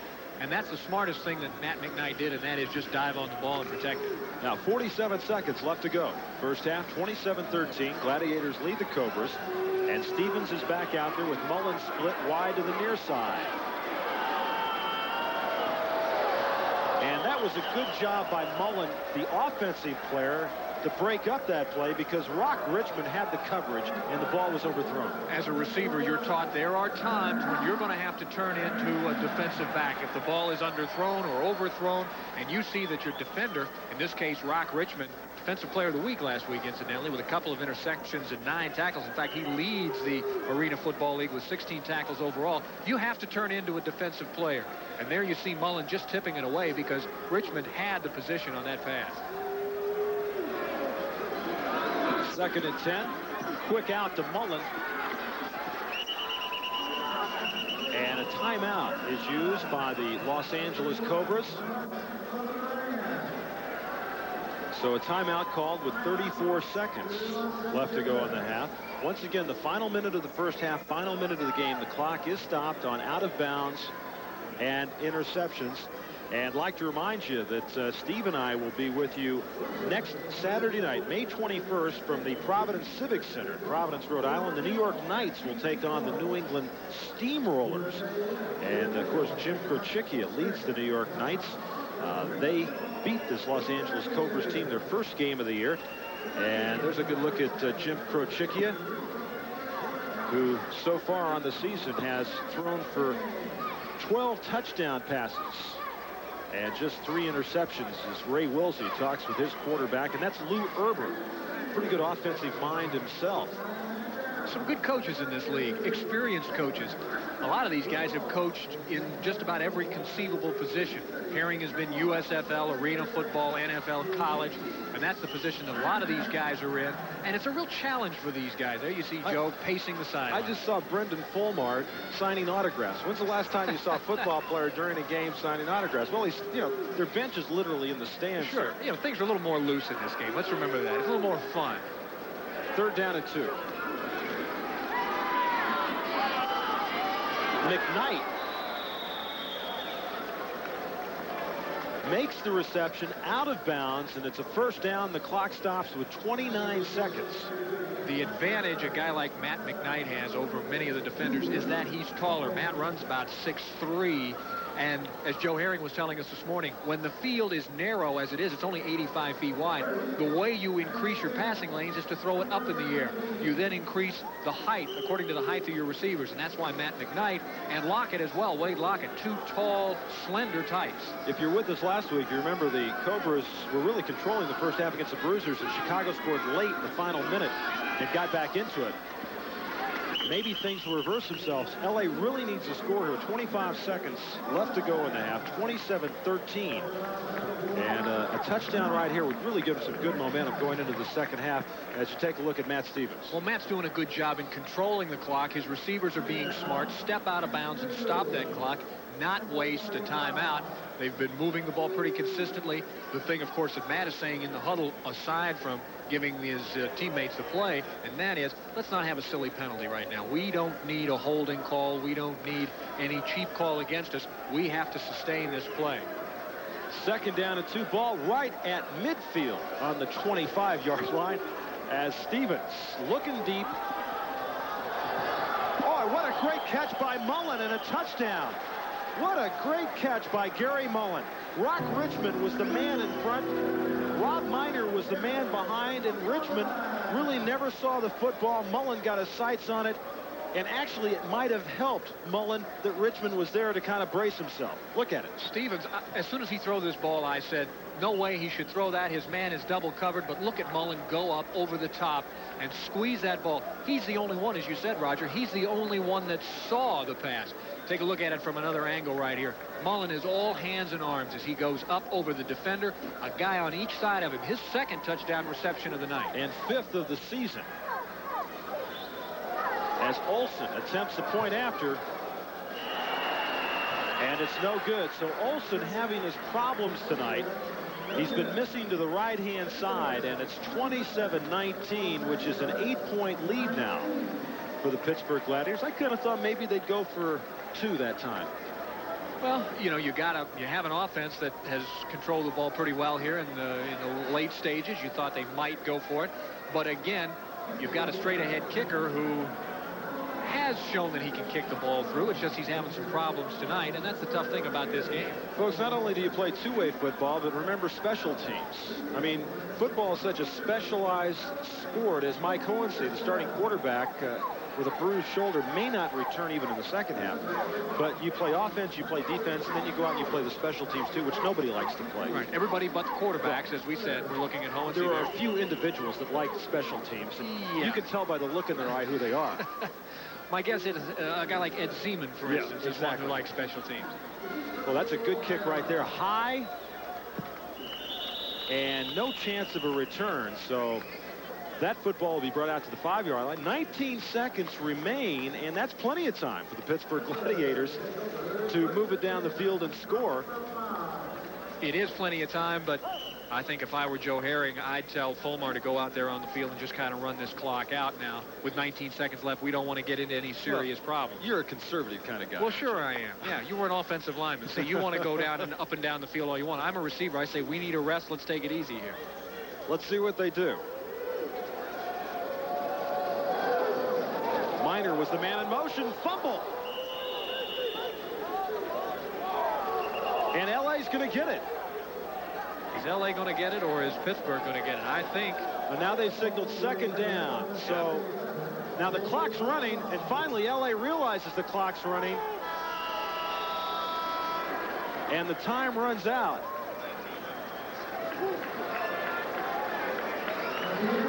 Well, that was an interesting scenario there, as number 67 for the Pittsburgh Gladiators, David Opfar, and the quarterback, Brendan Fulmer, having a few words.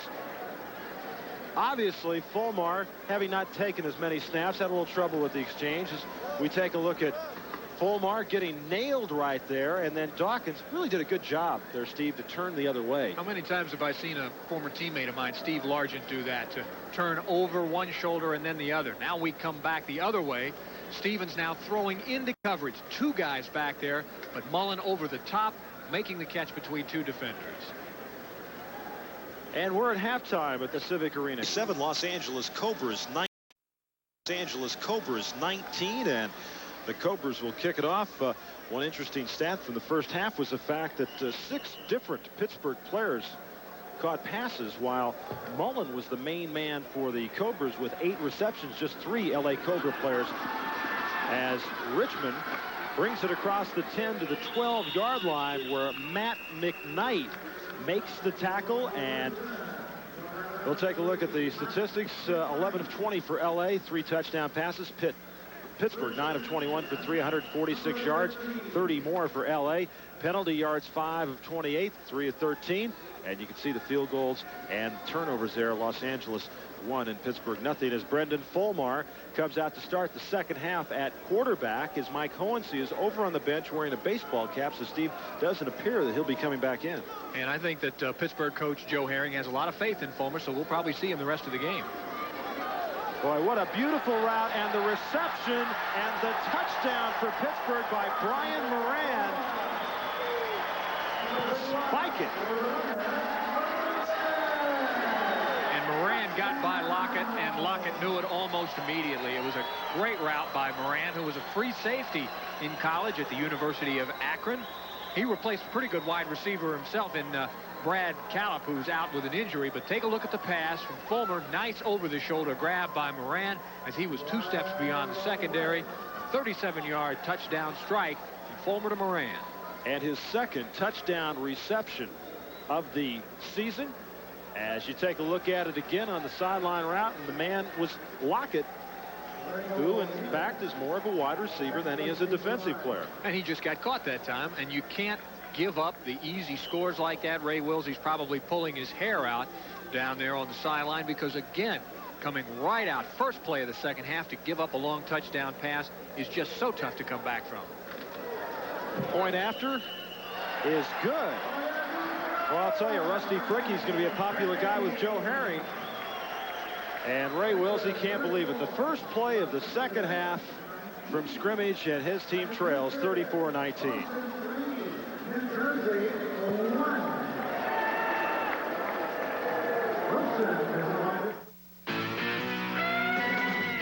Pittsburgh Gladiators with the lead over the Los Angeles Cobras. Strike quick, you strike fast in arena football. This is a 50-yard field, folks, and it doesn't take long, and it's not a good sign for the Los Angeles Cobras as they scored right before that touchdown. Yeah, I was going to half. Yeah, I was going to say Los Angeles is doing a pretty good job playing defense, and they turn right around and give up a score on the first offensive play. Now that gets caught up in the net. What in the world was that? And it's a touchdown. Well, first it was a bad decision by Matt McKnight, who was going to try to run it out and try to make something happen. Then he tried to pitch it. That was the second bad decision. I think he got confused when it hit up in there in the net. He should have just grabbed it and taken one knee. Here it comes into the net. Actually, it looks like a long field goal, doesn't it? It hits the crossbar, bounces into the net. Now it's going to drop down.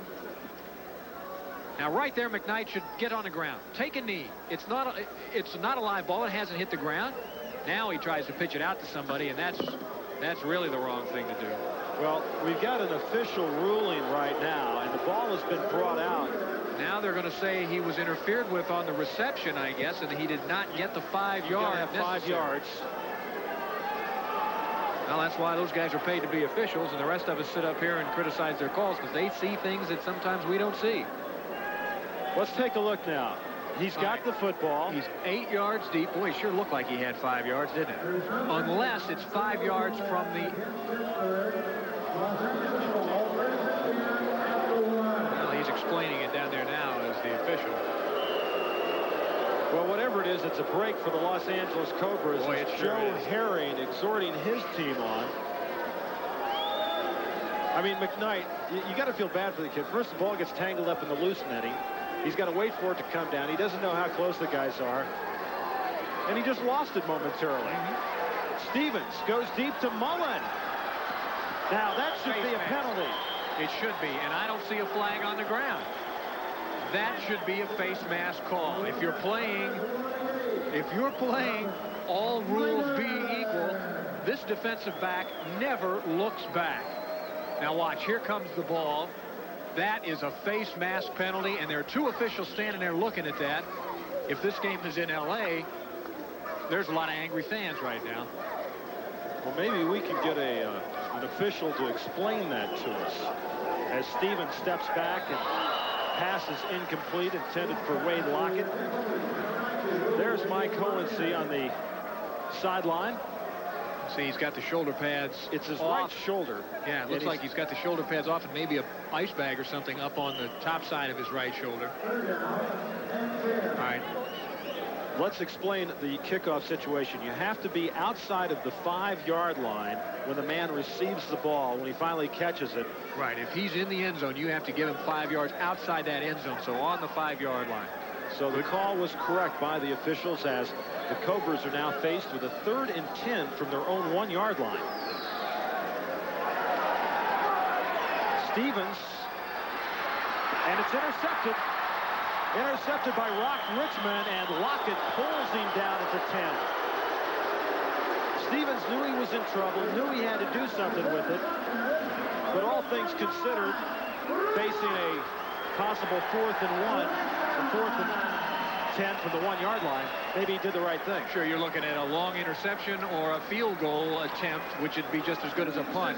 There is the pass downfield, and Richmond leaps high to make that interception. Fine defensive specialist, his 3rd pickoff this year.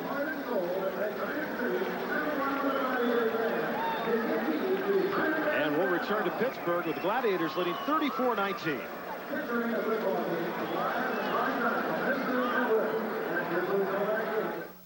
Don't I get to... Let's take a look at the kickoff again, and the call. McKnight's going to catch it off the loose netting. And see the man on both sides within the 5-yard line. Exactly. They have to be 5-yard line or beyond when that man is in the end zone trying to retrieve that kick off the nets. So a good call by the officials, one that as fast as the game is going from up here, it's very, very difficult to see that call from our position. We're told Hohensee will miss the remainder of the game unless Fulmar gets hurt, and a penalty flag is down and offside. So unless Brendan Fulmar gets hurt. Mike Hohensee will not be back this evening, so we'll see how the backup quarterback for the Gladiators makes out as the penalty is called against Pittsburgh.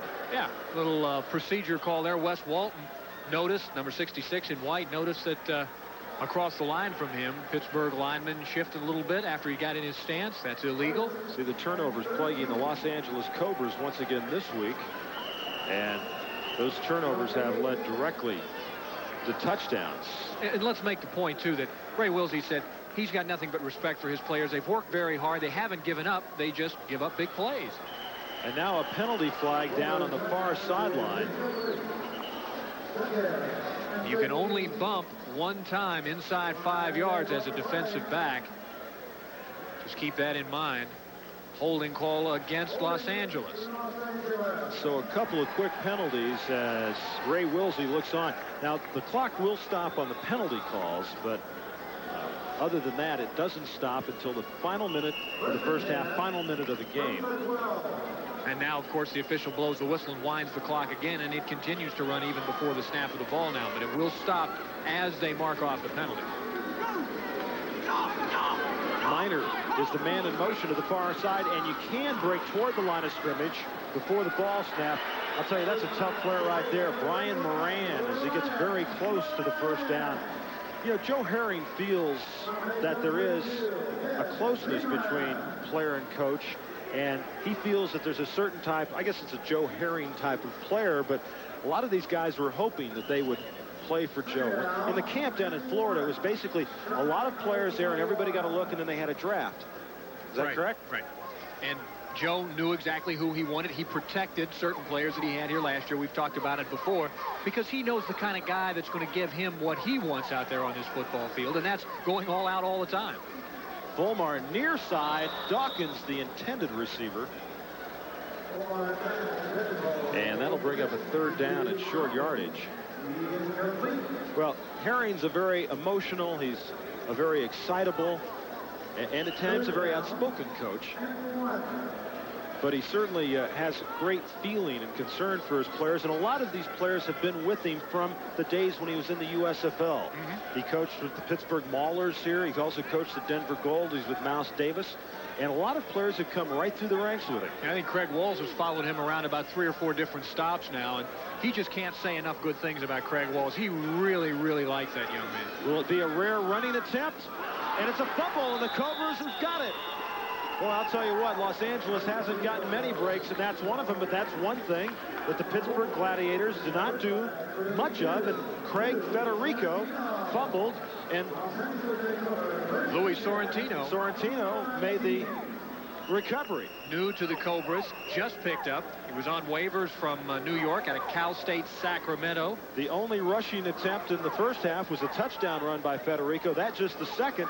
So that's something they don't work on very much. Obviously, they don't do that well. So a break now for the Cobras and Matt Stevens.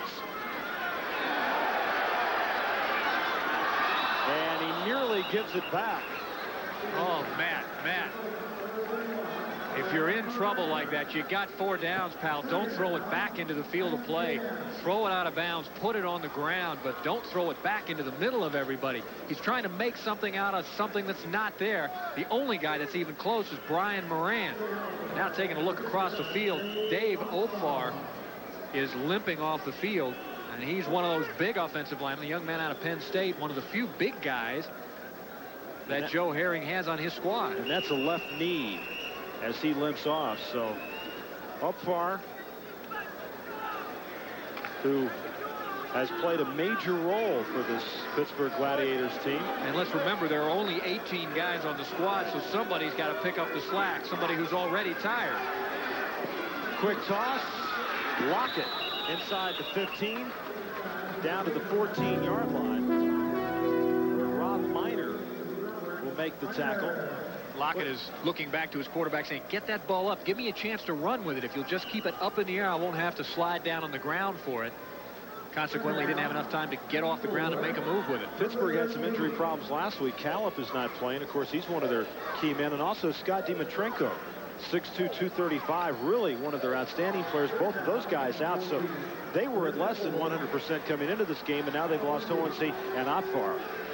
3rd and 4. Stevens scrambling. Stevens still looking. Crossfield.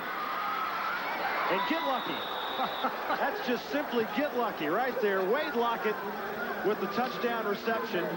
And all Stevens was hoping for, he just threw it up. He had 2 receivers over there, and maybe one of them would get it. Check your other pocket, Wade.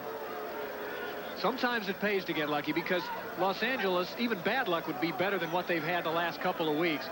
All right, let's keep our eye on number 92. Could there be a little offensive interference right there? Raible, you never did that, did you? Never. I never had an opportunity to catch a pass like that. That's why I never did it.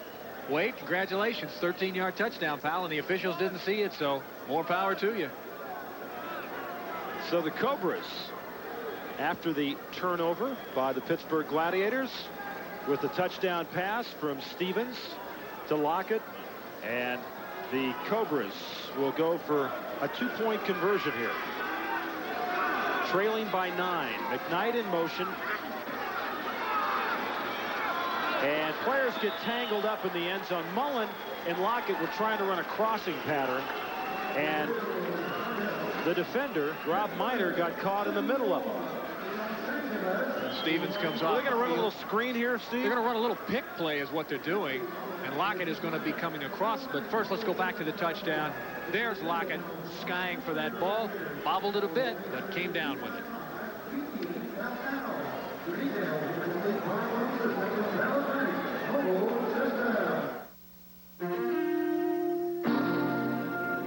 .25, and Steve, it's always interesting that at the end of the game you add up the point afters that are missed, and especially a high-scoring game like this, you could be talking about 8, 9, 10 points. That will make a difference before this game's over. Miner will take it from the end of the end zone across the 10 and across the 15 to the 16-yard line. That was a 13-yard touchdown pass for Matt Stevens to Wade Lockett.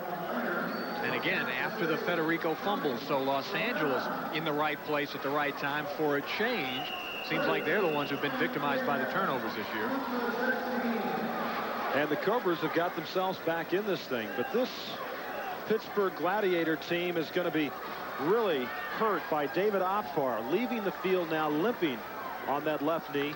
Former Penn State player who played in the United States Football League. Dawkins, the catch and the touchdown, and the man beaten back there was Richard Rogers. And I'll tell you what, Brendan Fulmar doesn't take him long to get things heated up. The first play from scrimmage of the second half, touchdown pass. Then they had the series where they fumbled. Now the first play here and touchdown. It's the very thing that Ray Wilsey was talking about this morning, that his team would drive downfield for a score and turn right around and give up an easy score as this one. Fulmar just dropping back.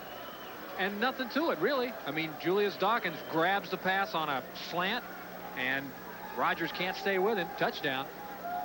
So Dawkins, the leading receiver for the Pittsburgh Gladiators, with his second touchdown pass of the night and his 6th on the year. And Fricky with the point after. I'll tell you what, this guy's in the zone right now. Folks, you can't believe how tough that is. And how happy he is to be making those kicks. It's 41-25. A 16-point lead now for the Pittsburgh Gladiators, who last week, folks, scored 82 points. That eclipsed the record of 73 from a year ago. And they also scored the most touchdowns ever in one game. That's 12. There's Fulmer's rocket shot to Julius Dawkins, and he just takes it in stride into the end zone. 4 catches, over 100 yards, and he dances well, too, doesn't he? Nice job there, Julius. Well, if he ever gets out of football, he can become a Chippendales, right? You know, I thought about doing that. Right. Well, maybe not. Fricky will kick it off, and he tied a league record last week with the most point after attempts, 11. Oh, when you score that many touchdowns, you're going to be a busy guy. Here's a strong kick.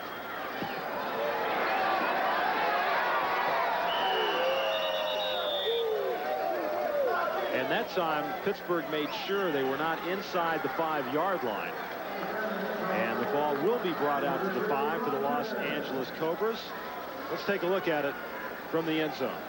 Now remember, a little earlier, they tried to run this ball out. Now once the ball bounces, it's a free ball. So anybody can get that and recover it. In this case, Richard Rogers recovers it for Los Angeles, covers it up, and it comes out to the 5-yard line, just a simple touchback.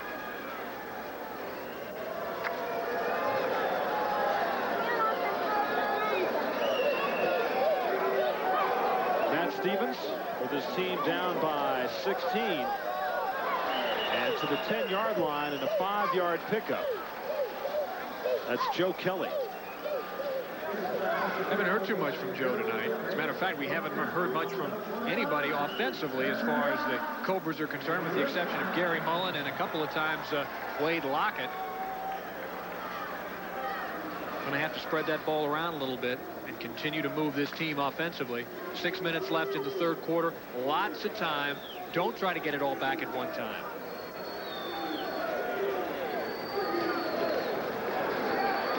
Stevens going deep to Kelly, and good defensive coverage back there by Rock Richmond. I'll tell you, Richmond and Minor do a fine job, and a penalty marker has been thrown down right at midfield. And I see one of the other officials coming out onto the field. That may have been the zone official coming out, and we're going to have an illegal defense call. That's the signal being given. Now the zone official is sitting upstairs to the right of us, and the call, we understand, is illegal blitz this time. Now, only one linebacker. Watch the two guys. Here comes a guy not lined up at a linebacker spot, coming on the blitz, and that is illegal. Plus, he came outside of the tackle box area. Right. So there's Joe Herring is... You know, I think Joe does a little of this for the fans, too. Yeah, he's getting the fans on his side, too. Get mad with me, fans. And he's got over 10,000 fans here, and there is the up official, the zone official, and that's Ted Humphrey. He's the guy that has to make the call up here as to illegal defenses. Stevens is going to be sacked from behind, and the first man that got to him was number 68. Pat Ogren. He's the second biggest man on the team behind Opfar. Ogren's from Wyoming. And he's 6'4" and 260 pounds. And by the way, we're told Opfar leaves with a severe groin pull, not a knee. I guess that's good news. I guess you'd rather have a, you know, in the entire picture of things, you'd rather have a groin pull than a knee. Right. There you see Pat Ogren. Looks like he lives out in Wyoming. Kind of an outdoors type. Got the beard. Probably wearing a flannel shirt in that picture that we didn't get a chance to see. Probably drives a 4x4. There you go. Well, I drive a 4x4, and I don't own a flannel shirt. I do, too. 5:40 left to go. Third quarter, Stevens is hit from behind and also hit the intended receiver, Richard Rogers. And the man over there was Stuart Mitchell, the quarterback turned cornerback, and man, this crowd is really getting after it right now. Here's Stevens looking for a place to set up and throw, and he gets nailed just as he lets go. Look at this, everybody into the walls. Ray Collins was the man that nailed him from behind. Here's Stevens. Now, what you do as a quarterback, you try to get your feet set up and throw it right in the kidneys. He takes a shot right in the small of the back. You'll get up tomorrow a little sore. It's now 3rd down and 11. Kelly's in motion. And Stevens is nailed. That was the man that was blitzing that time. It was Mike Powell, linebacker, running back from Weber State, Utah. He was a designated blitzer that time. And the back just did a poor job of, watch it here. Rob DeVita is the fullback in there, number 42 in white, and he just can't make the play. And Mike Powell does make the play, just keeps coming. He, another defensive player, a linebacker, as you say, out of Weber State. This guy was a leader on his team in college, 12 sacks, so he's used to getting in there and making the play in the backfield. Stevens forgot that they were going to try a field goal, so he had left the field. So we're looking at 8 yards from the end zone, 58, about another 5. What do we got, 63 or something? No chance. And Rock Richmond takes it at the 6. And coming down to make the tackle was Richard Rogers. And with 3:52 left to go in the third. We've got a timeout. 41-25. The Gladiators lead the Cobras, and one of the pops of arena football right there.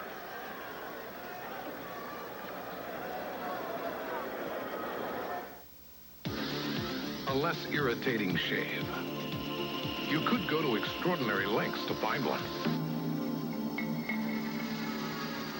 A shave with not 1 or 2, but 6 rich lubricants for less razor irritation than any leading brand.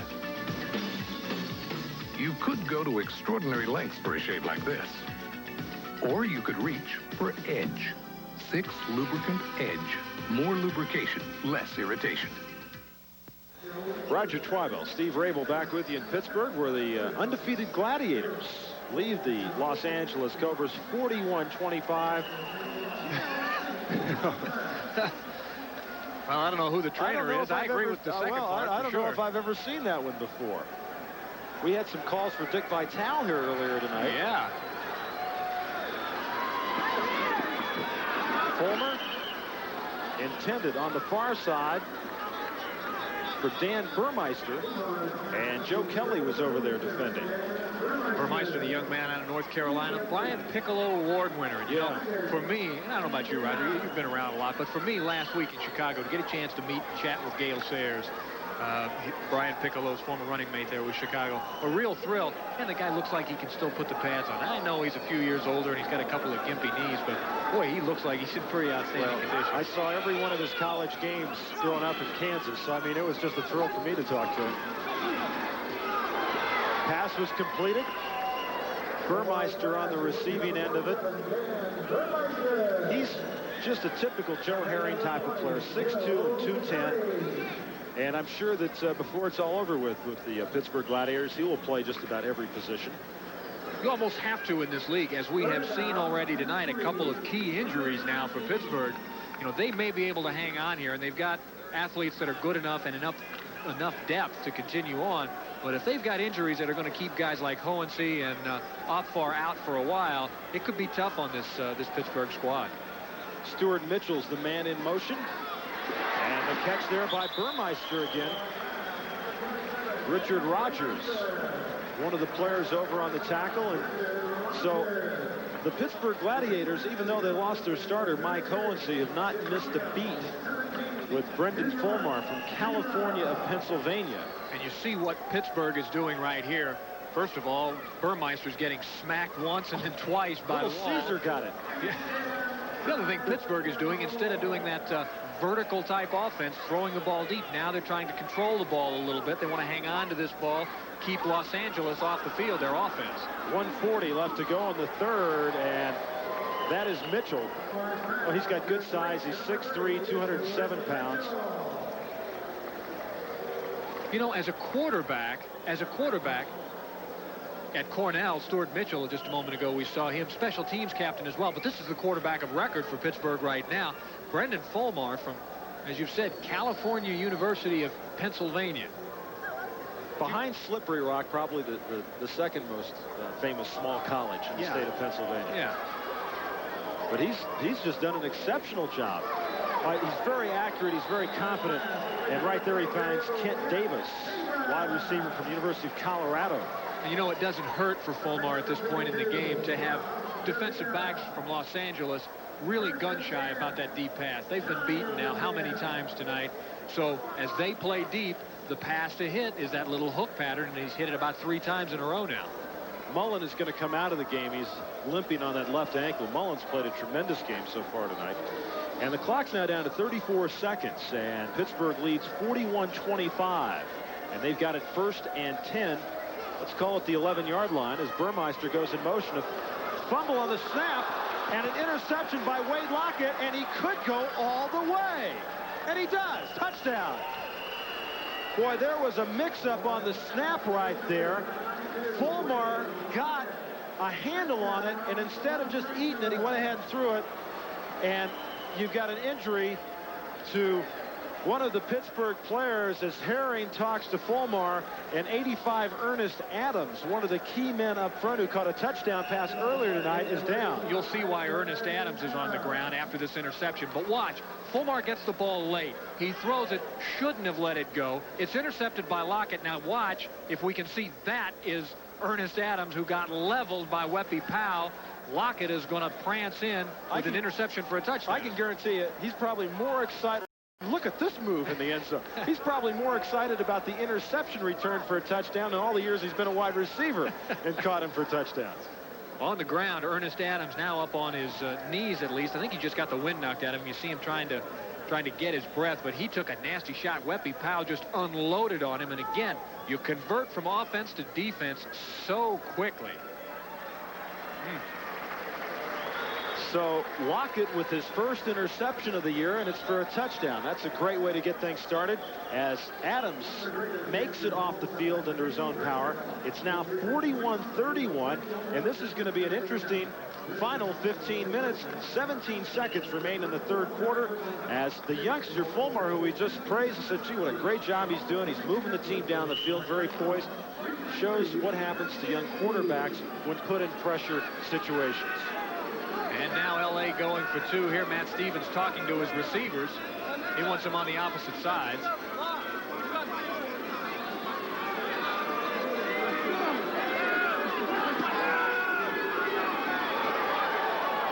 And it's incomplete. So the L.A. Cobras have only been able to convert on one extra point attempt so far tonight.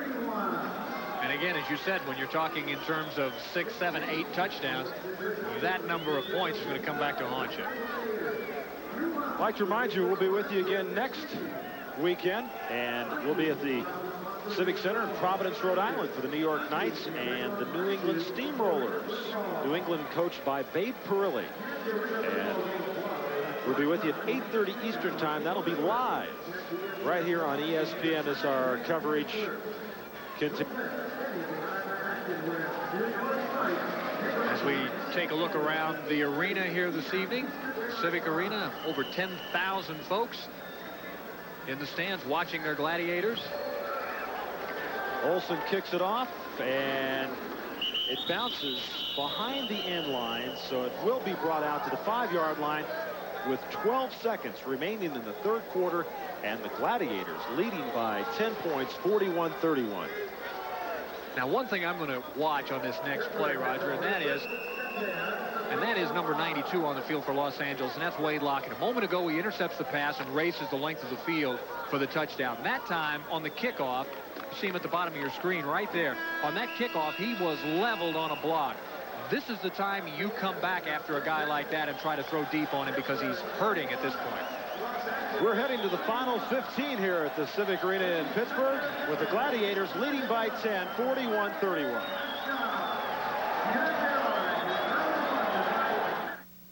Come on, everybody, Bud Light's got a brand new dance. Bud McKenzie's gonna do it. There's nothing to it to the Bud Light slide. We'll tell left and right when the music's hot. Have a cold Bud Light to the Bud Light slide. Bud McKenzie parties with only Bud Light. He knows everything else is just a light. Go, Bud, go. Have a cold Bud Light to the Bud Light slide. Gillette has changed the face of shaving. First, we made it closer. Then we made it smoother.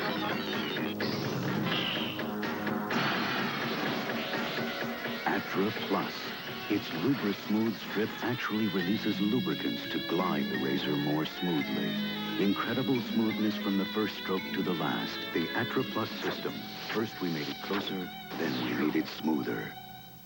ESPN is now the proud home of Motor Week Illustrated, America's first and foremost weekly racing news show. Keep pace with the racing action on television half hour. If it goes fast, catch it on Motor Week Illustrated. The value leader on Miramar Road. We're gonna put you first from the moment you walk through our door. We're saying hello, San Diego. Gibson, Pontiac,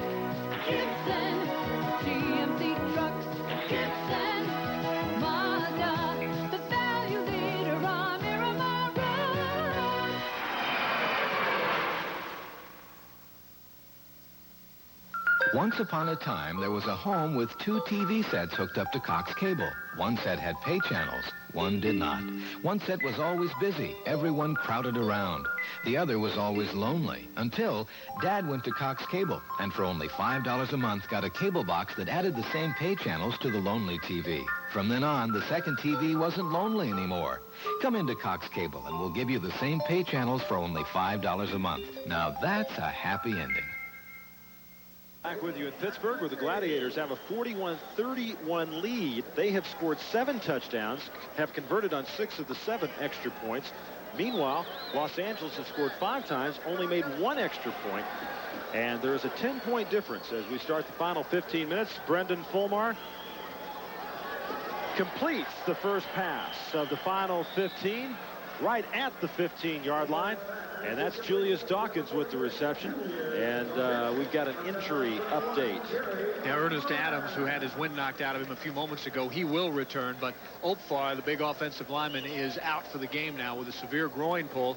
He may end up on the injured list for Pittsburgh as well. So we'll have to keep track, again, of the injury situation as it relates to Pittsburgh. They've lost a couple of guys, including their quarterback, Hohensee, who got them pretty much this far already tonight. Moran is the man in motion and sacked and flags down. Weppy Powell of Batman and Robin fame came through.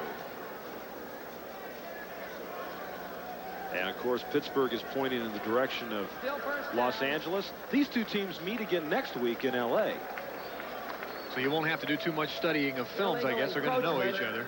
By the linebacker, 3 yards, still first down. Illegal encroachment by the linebacker. Take a look. The linebacker, Weppy Powell, he had this call on him a couple of times last week. When he's all set to blitz, he cannot step in between his defensive linemen. He has to remain behind a line drawn along the rear ends, if you will, of his defensive linemen. 1st and 7, quick out to Dawkins. And chasing him down from behind is number 80 for Los Angeles. That's Tony Palomero, another one of the players from Cal State Northridge. As a coach, you don't want to take away the explosiveness, the aggressiveness of your defensive players. So you got to tell Weppy, look, we want you to be in there. We want you to make every opportunity to make this play, Weppy, but you got to be smart about it. You can't step in there. They're going to call you on that play for getting into that neutral zone on the blitz. Clock will stop in the final minute of the game for out of bounds and incompletions. Rob Minor takes a big hit from Richard Rogers, and it appears to be short of the first down, depending on where the official will mark it, as Joe Herring has told his young quarterback, Brendan Fulmer, not to get over anxious. They're taking a lot of little short outs, little 5 yards at a time. Again, at this rate, the way Pittsburgh had been stretching this defense, as we get a measurement down on the field right there, and it's going to be close for the first. Their idea of ball control, Steve, that of the Pittsburgh Gladiators, is to throw it 5 yards, not to hand it off. Right, yeah.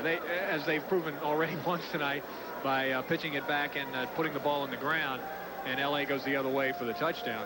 They would just as soon do that. Well, that's the run-and-shoot style of offense, and that's what the coaches here at Pittsburgh like to use. That's what they've used before. A couple of Houston Gamblers of the USFL, and their run-and-shoot Mouse Davis style offense is here. That little half roll with the quarterback and looking downfield for the quick routes. That's the kind of thing they do here, and they do it very well. 3rd and just inches. Right at midfield. Fumble. Fumble. And I know somebody's got it. That's a good call. I tell you, one person's in there fighting for it. Number 32 in the white is Ed Zeman, and he's trying to pull the ball loose. The quarterback sneak try by Fulmer, and he doesn't make it. It looked like he left the ball on the ground. All right, 4th down play here. And it's going to be 4th down. Now, they've had great success with Rusty Fricky on extra points. He appears to be in a zone. He seems to be locked in. And sure enough, they're going to bring him in to try a field goal right here. Joe Herring, not a terribly conservative coach, but he's got to go with the odds here. He's got a kicker, as you say, who is hot. He's got 2 inches. You can almost fall forward. However, he just tried a quarterback sneak with a quarterback who couldn't even get the snap from center right at this point. And he lost the snap earlier and threw an interception. So this is from the 17-yard line. It's down, it's up, and it's good. Well, I'll tell you what, talk about being in a zone. Rusty Fricky. Let's call it 40 yards. As he gets the congratulations, makes his coach look like a brilliant guy, doesn't it? 44-31, Pittsburgh.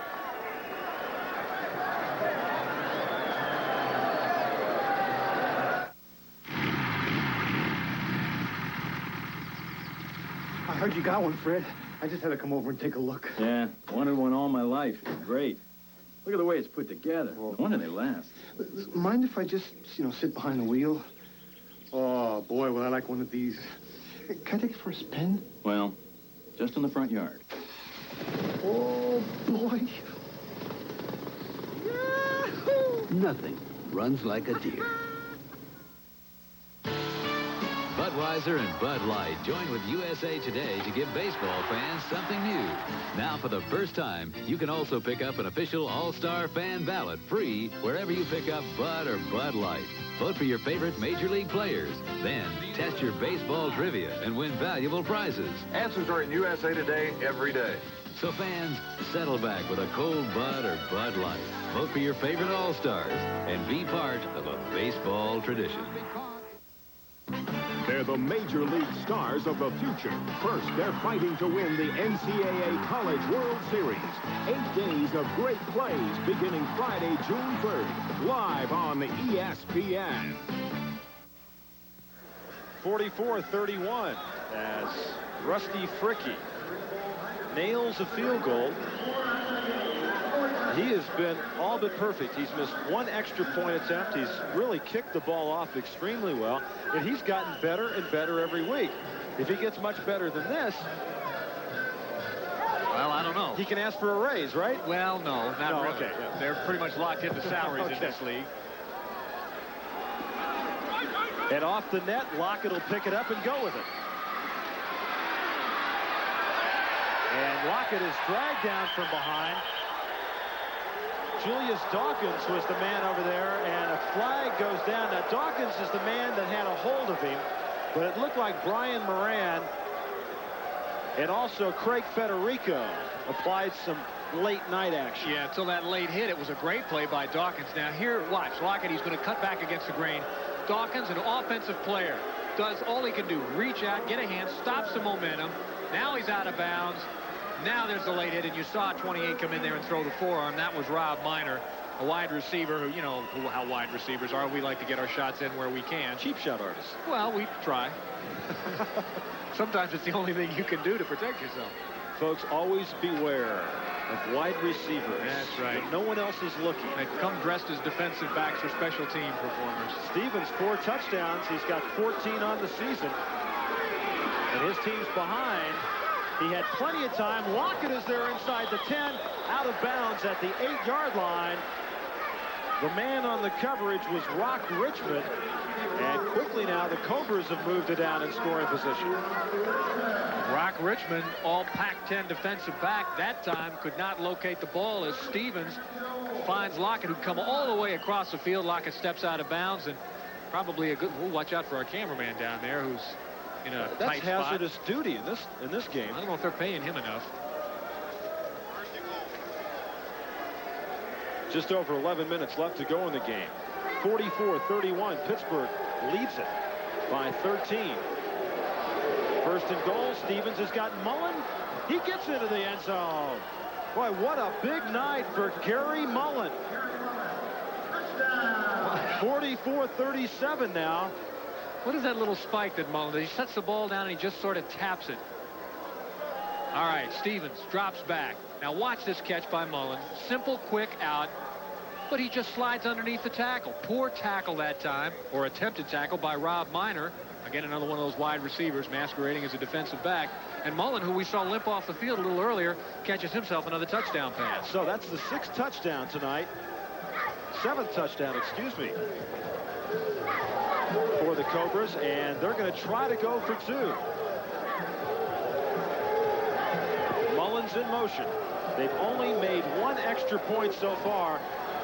They had 2 men there. A flag is down in the end zone. Now, let's the see intended receiver was Richard Rogers. Lockett was also there.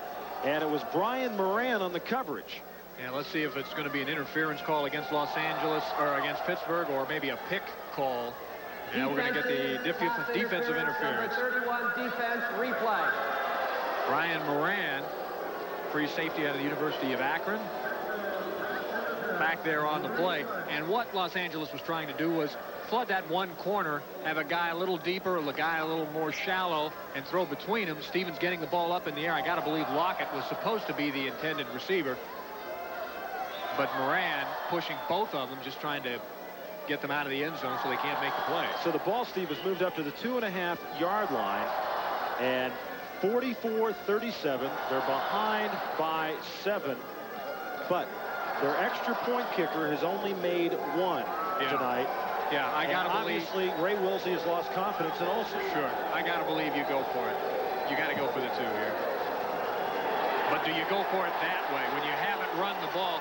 Granted, you may fool the Pittsburgh team, but more than likely you're going to fool your own players who haven't run a running play since probably the last quarter.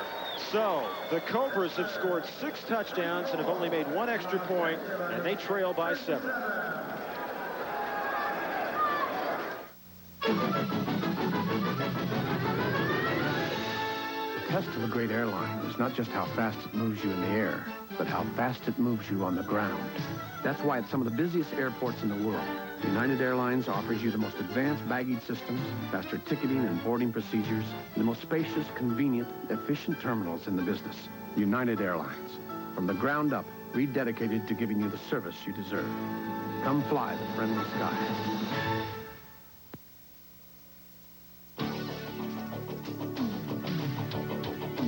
Pushing hard, breaking through, 'cause good isn't good enough for you. Wash and go. It's shampoo plus conditioner in one. For control you can't get from ordinary shampoo. You got it together. Hair's clean, easy to manage. Ready to roll. Wash and go. Shampoo, conditioner in one.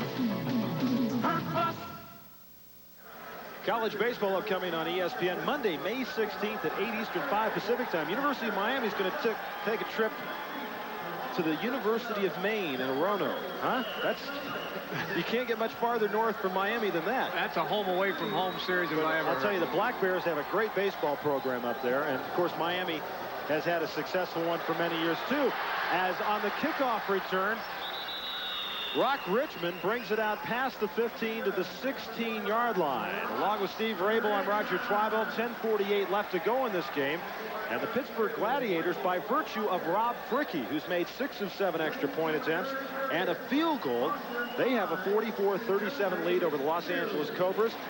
Mike Hohensee had left the game earlier because of a bruised shoulder. Brendan Fulmar has been the quarterback. And this is Richmond on the kickoff return. And watch the hit. Lockett's getting into this thing. The wide receiver's playing some pretty good defense. Fulmar.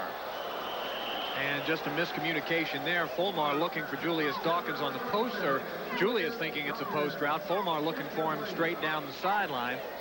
And there, the secondary guy back there trying to make that play is Wade Lockett. And I'm telling you, Wade's got both hands on his hips. The young man is tired. He's been out there a long time playing both ways. You do that in arena football. Your offense, you turn around, you play defense. You also play special teams. That's how you get beat deep. The Cobras have been outscored by their opposition in both the third and the fourth quarters in their previous 2 games with just over 10 minutes to go. And the reception and knocked out of bounds across midfield was Rob Minor. Wade Lockett, you can tell he's got his hands on his hips, his head is back. He's sucking in that air. And we'll mention one other thing here right now. The air conditioning unit in the Civic Arena is not working tonight. And Lockett is really sucking it up right now as the chains on the far side were thrown into a state of disarray after that last hit. So this is a break for Lockett here to try to catch his breath. Yeah, I mean, think about it. Can you imagine running up and down this field as much as these guys are? And here's Fulmar throwing to the far side. And not only is it tough for you when guys are running past you deep, but it's tough when you're that tired to plant your feet and drive on that pass receiver. You sometimes let yourself sit back and let the guy catch the ball and come to you before you make the play. That's one of the things that Joe Herring has spoken so much about over the last couple days, and that is he feels like his team is the better conditioned football team out here, and in the fourth quarter, that it's going to show. Well, while they fix the chains, we'll take a pause here with 9:49 left to go, and the Gladiators by 7.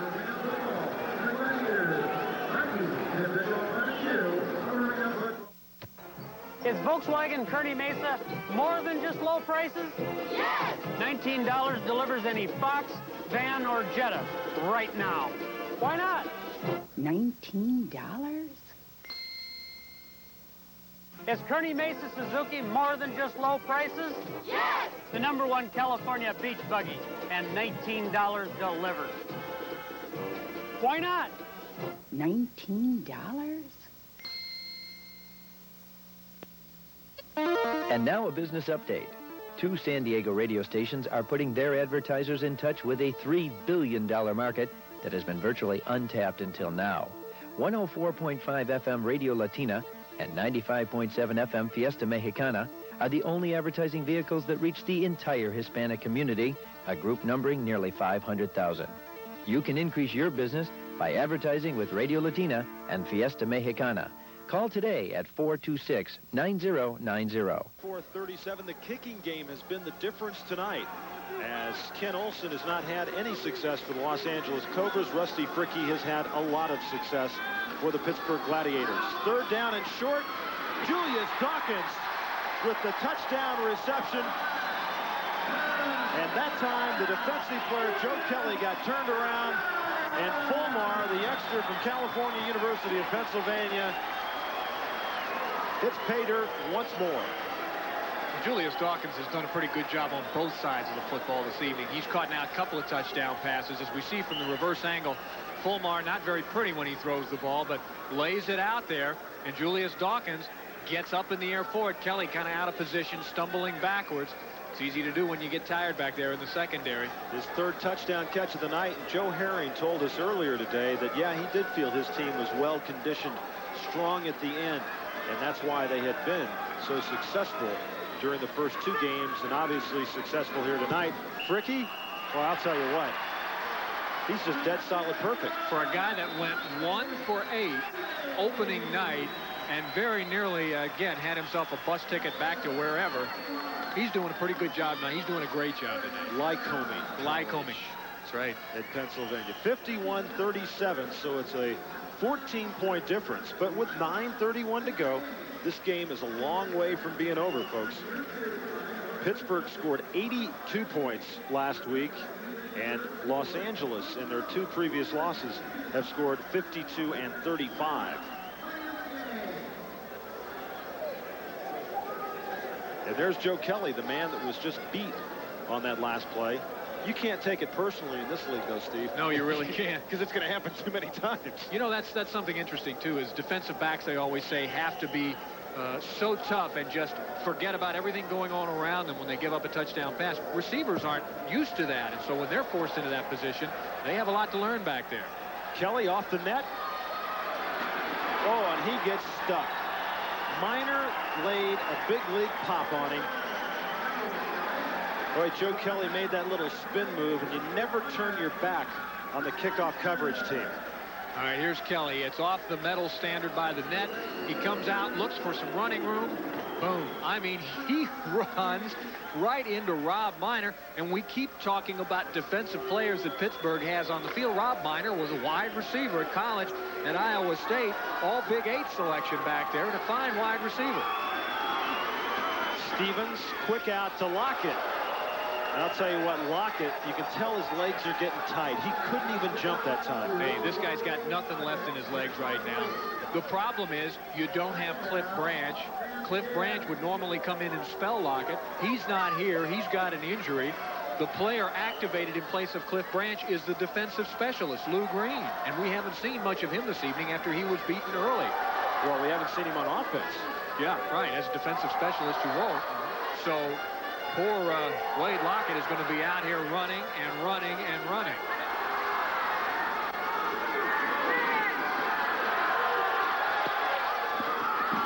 Nearly picked off, and what a break. Lockett gets it. And And Lockett goes down at the 20-yard line. I'll tell you, Wade Lockett. Look at him. He's saying, oh, mama, please. Oh, his legs are cramped up. You could tell on that last play. Yeah, he's had it. Now, he may be back in if they can straighten the cramps out, but he's just about lost all his juice. This is just a fine play by him. Concentration. His body doesn't have anything left, but his mind is still working. The ball's off one defender, two defenders, and yet he sticks one hand out and he's able to make the catch. But he knows he doesn't have a lot of juice left in him to try to get upfield. He's just trying to get himself on the ground safely. Oh, he's tired. That's a tired man right there. You bet.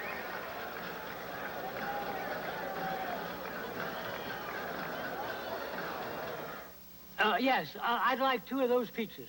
Those pizzas? They'll be $17.99. $17.99? But it says $10.99. Not for those pizzas. How can that be? I think if you refer to the fine print. Fine print? Does not render vendor responsible. May I help you? Who are you? I'd like to introduce our corporate attorney. He's here on a regular basis. No, I'm not surprised. At Little Caesars, you always get 2 great pizzas for... On his feet and leaving the field. How difficult is it to hit the point after and the field goal in this arena football? Coming into tonight, in the league, 68 attempts for field goals, only 9 made. That's 13%. Extra points, 117 attempts, 57 made. That's 49%. What's Fricky done tonight? Well, he's made 6 out of 7 extra points, and he's made a field goal. It's just a great performance by Fricky, and I think it's a real tribute to the young man for being able to put the pressure of opening night jitters and a lousy performance behind him and get better each week. You don't get much better than what he's doing this evening, at least in arena football. Mullen is back in, along with Kelly, the wide receivers. And Stevens has been getting a lot of pressure put on him. He hurried that pass. Mullen now, you remember, as you take a look at Rusty Fricky, who's had such a big night, Mullen left the game earlier with a slightly sprained ankle. We're also told that Lou Green is not hurt, but coach is just not happy with the way he was playing. Well, I tell you, you can't get too unhappy with a player in this arena football when you only got 18. That's right. They got to stay on your good side, or you have to be able to absorb a little bad feelings, because they need to be on the field. Just over 7 minutes to go, and Stevens is nailed. Couple of guys in there. 85, one of them, Ernest Adams, who is back into the game. He's another one of those guys that has been with Herring for a number of years. Watch Matt Stevens drop back, and he barely hits his back foot before Katie barred the door. Here comes the big guys, and it'll be Adams from one side and then directly up the middle. Looks as though Michael Jones is getting in there as well, the big kid out of State University of New York. And then Kendall Walls also. 5 sacks tonight. It's 3rd down and a cab ride. Stevens has got to roll out. He's just got to let it go. And it's incomplete. And Stevens stays on the ground because he was smacked as he released the football. He may have more than just the wind knocked out of him, but he is on the ground at about the 3-yard line. Whoa, boy, Matt Stevens not feeling too well right now. The trainer talking to him.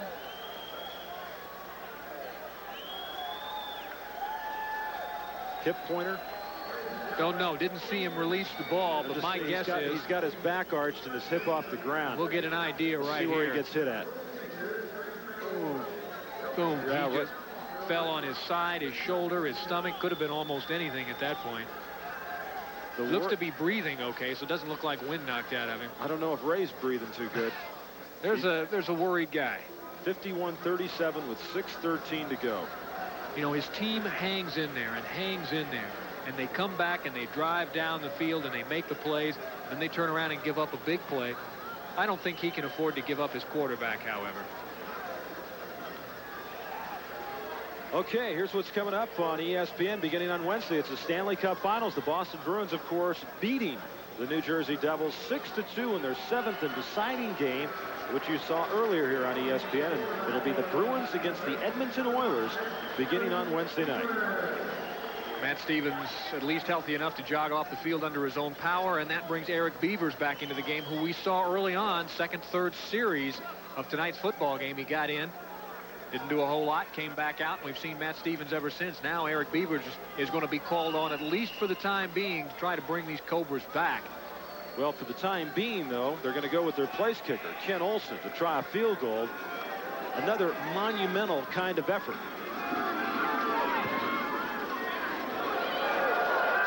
Way short. And Rock Richmond could go all the way.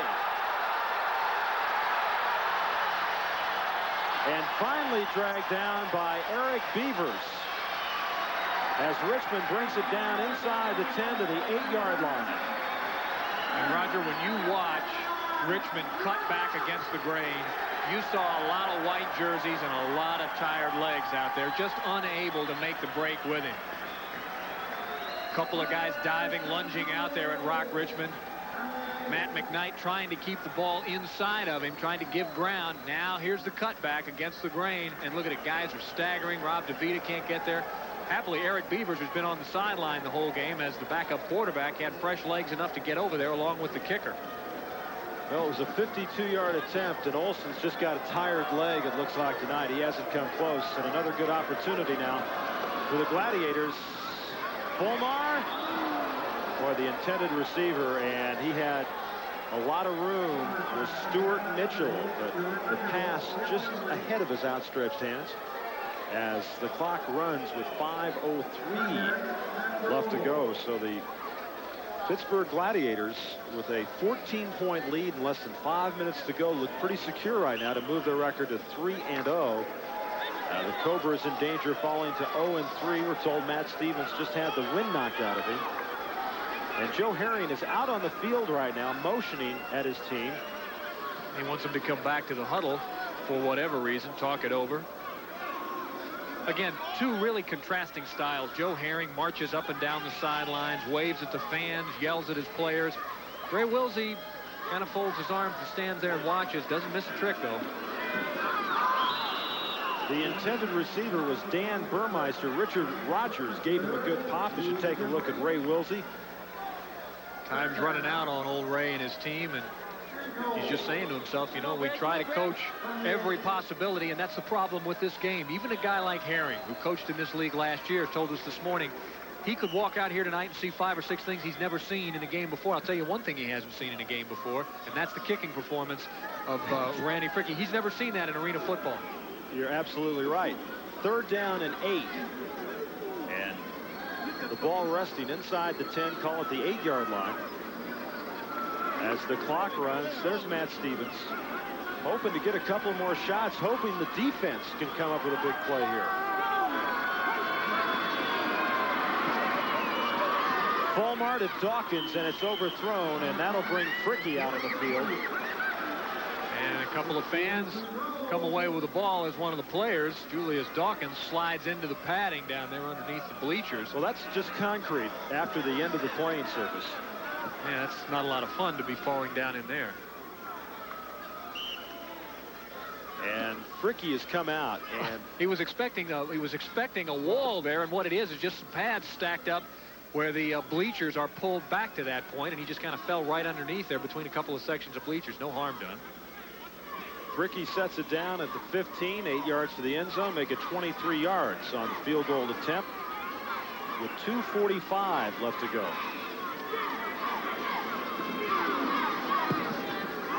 If there's a more valuable player tonight, I don't know who he is. That's his 2nd field goal of the night. And the Gladiators with a 54-37 lead and 2:37 left to go. Remember, the final minute, the clock will stop on incompleted passes and out-of-bounds plays. As you see some of the crowd here tonight who made their way to the Civic Arena. And they like what they've seen this evening. An exciting football game. Close down into the middle of the 4th quarter. As I think Joe Herring told us, the better conditioned team is going to probably take it. There you see the team over on the Los Angeles sidelines saying, what do we got to do to win one? 0-3, and granted, 12 games in the season, so 3 do not a season make. However, you start falling behind, It's tough to break that psychological habit. 12-game season, 6 teams, 4 will make the playoffs. So if you can get to 500, you might have a pretty good shot as the ball hits the loose part of the netting. This kid has got a live leg tonight. I think his leg has always been pretty strong and live. He's just had absolutely no direction with it. But tonight, even on the kickoffs now, he's putting it over the crossbar. That would have been a 50-yard, 58-yard actually field goal. 2 minutes, 28 seconds left in this game. And the Los Angeles Cobras with Matt Stevens back in at quarterback have really only on one time tonight had real good field position, and that was after the interception of Stevens. Finds Kelly, and Kelly out of bounds inside the 25 down to the 21-yard line. And another good pop taken by Matt Stevens. So back in the game. Oh boy, not for long if he keeps getting hit like that. Just had the wind knocked out of him. Actually doing a good job. You know, Matt Stevens, it's tough for a quarterback standing there and get that kind of punishment time after time after time, especially after having just come off the field. He's a game young man. This is where they got to hurry it up. That was a delayed release pattern by Richard Rogers. There was a man blitzing in, and you see Stevens going over to the side and say, where did this guy come from? And down on the field again for Pittsburgh is Ernest Adams. You remember he left the game earlier. Get the wind knocked out of him earlier. This looks like maybe something a little more serious than that. So now an official stops the clock at 1:26 to go here in the fourth quarter. So the official takes a timeout with 1:26 left to go. And the Gladiators lead it 54-37.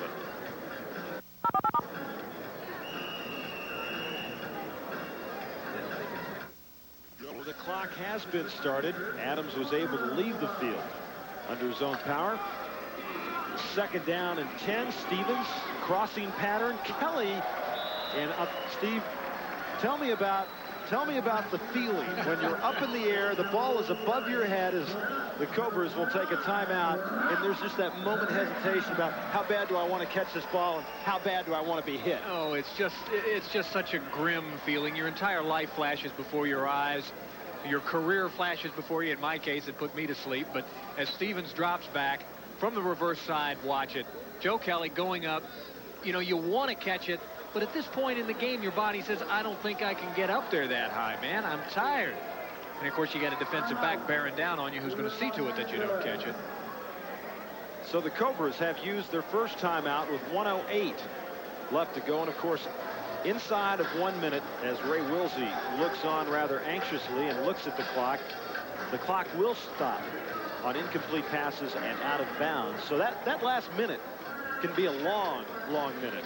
As we'll remind you, we'll be back with you next Saturday night here on ESPN. The New York Knights and the New England Steamrollers. Steamrollers are 0-3, so they'll be looking for their first win. The Knights beat the LA Cobras, and that'll be live at 8:30 Eastern time from the Civic Center in Providence, Rhode Island. It was a pleasure to get back to New England. Yeah, well, you're kind of a New England sort of guy, aren't you? I can be. Yeah. Stevens comes underneath. Lockett. And we've hit the 1 minute mark. The clock stops as Lockett gets the first down inside the 10 down to the 7-yard line. We didn't know if we'd see Wade Lockett again. He suffered cramps earlier. He was so tired he couldn't keep his head up from between his legs down there. And now he's back out on the field with a nice outstretched reception. Makes one man miss him, then kind of runs out of gas, runs into a couple of defenders. Well, the situation is this. It's 54-37. The Cobras going for the score, make it 54-43. They have not been successful on the point after by kicking it just once tonight. They haven't been successful on the two-point conversion, but the two is what they're going to have to go to. If they can make the two, then that makes it 54-45, and they're still down by 9. Yeah. When the drop kick comes into play. Well, I hope for Kenny Olson's sake it doesn't, because I don't know how much drop kicking he's been practicing. I expect you'll just see Matt Stevens from here on out put it into the end zone, because with 59 seconds left, they just don't have a lot of time to work with now. So they essentially need 2 touchdowns, extra points to score, or 3 touchdowns as Rodgers goes in motion. Well, there's Mullen wide open. He got a foot in. Oh, no, now they're saying he's out. Oh, my. Oh, I'd argue that one, too. I'd love to see it on replay, but that one official was standing right there on the play. Here's Stevens. We're going to get the best look at it from the reverse angle. Now, Gary Mullen is running right down the back line of the end zone. The ball is in the air. All he needs is 1 foot. 1 foot. Get out of the way, defensive player. Well, there's a foot on the line. So from that angle, it looked as though they were both on the line. Official right call. 2nd down and goal. Stevens. Pass is broken up. Lockett, the intended receiver, Rock Richmond and Rob Miner. I tell you, Miner and Richmond have played tremendous games for Joe Herring defensively tonight. Now, Richmond, that defensive specialist, that's what he's paid to do out here, is break up those passes. Lockett was looking for a pass interference call. He wasn't going to get one, however, because the 2 defensive backs, all they did was break on the ball. They came back to the quarterback like a good receiver should to make that catch. Wade wanted to stay in the end zone in hopes of scoring the 6th. 3rd and goal.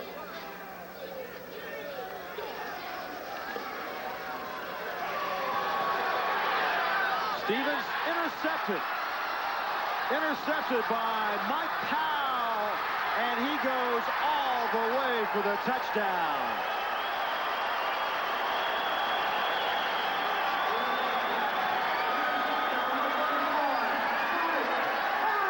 Six feet, 214 pounds from Weber State, Utah. And the Gladiators have reached the 60-point mark.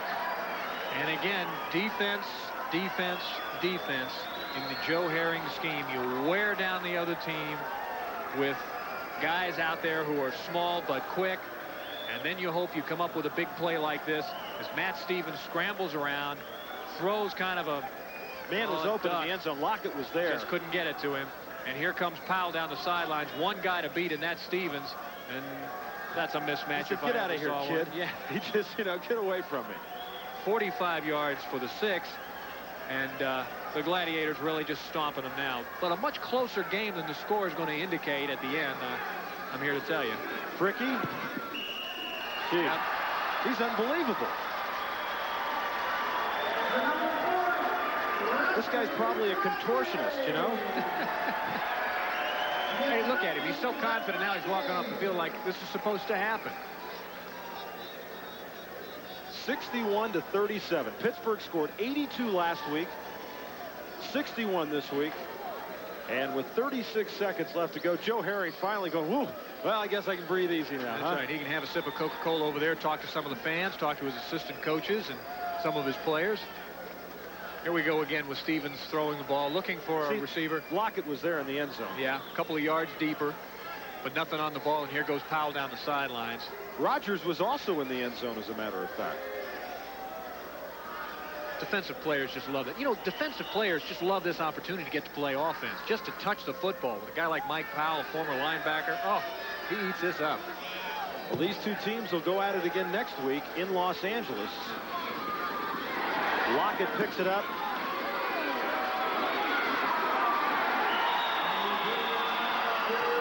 And that was Craig Federico, who makes the tackle. And so with 31 seconds left to go, the Pittsburgh Gladiators hold a 61-37 lead over the Los Angeles Cobras. And you've made those long plane rides coast to coast, haven't you? A lot. I'll make one tomorrow. No, I know you will. Me too. But I won't make one winner or loser of a football game. Well, Stevens just keeps on passing it. And the interception, they said no, he was out of bounds. And that'll stop the clock with 25 seconds left.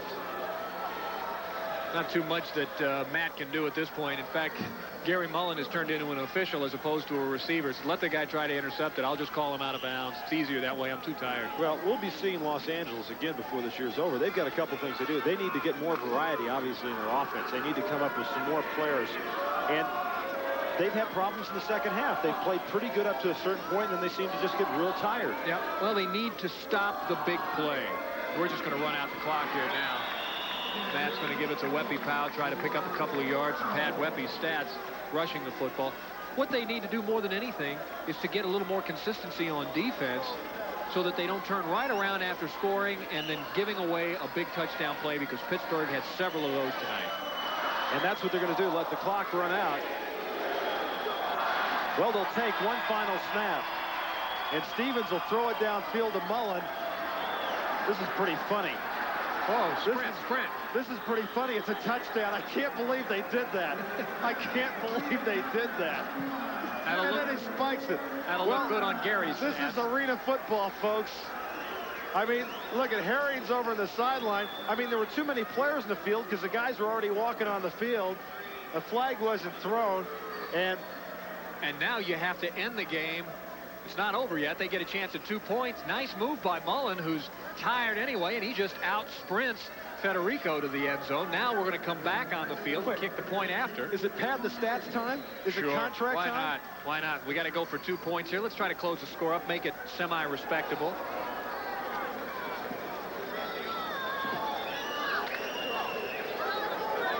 Well, that's one of those things probably Joe Herring didn't expect to see. No, again, 6 or 7 things you've never expected to see in a football game. Here comes Stevens.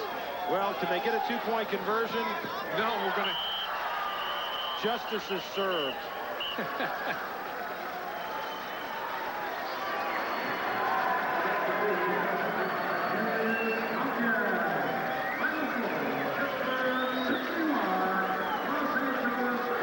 So, Joe Herring, the winning coach, as the Pittsburgh Gladiators defeat the Los Angeles Cobras 61-43, and they move their record to 3-0 on the young season. The Cobras are 0-3, and let's take a look at Brendan Fulmar as he drops back the pass. He finds Julius Dawkins, number 46, and Julius is our Little Caesars Iron Man player of the game. We're proud to announce that Julius, with 3 touchdown receptions, is bestowed that. We'll be back in just a moment. Once again, the final score, the Pittsburgh Gladiators 61, the Los Angeles Cobras 43. Tonight's game was brought to you by Bud Light. Everything else is just a light. And by your local Little Caesars, where you get 2 great pizzas for 1 low price. Don't forget, next Saturday, we'll be in Providence, Rhode Island, as Jim Krochicki and the New York Knights take on Babe Pirelli's New England Steamrollers. That's live at 8:30 Eastern Time. I'd like to thank Bruce Dorshak and all the folks with the Los Angeles Cobras, Denny Petro and all the folks with the Pittsburgh Gladiators for all their help in making this telecast possible. For Steve Raible, I'm Roger Twibell saying good night, everybody, from Pittsburgh, Pennsylvania.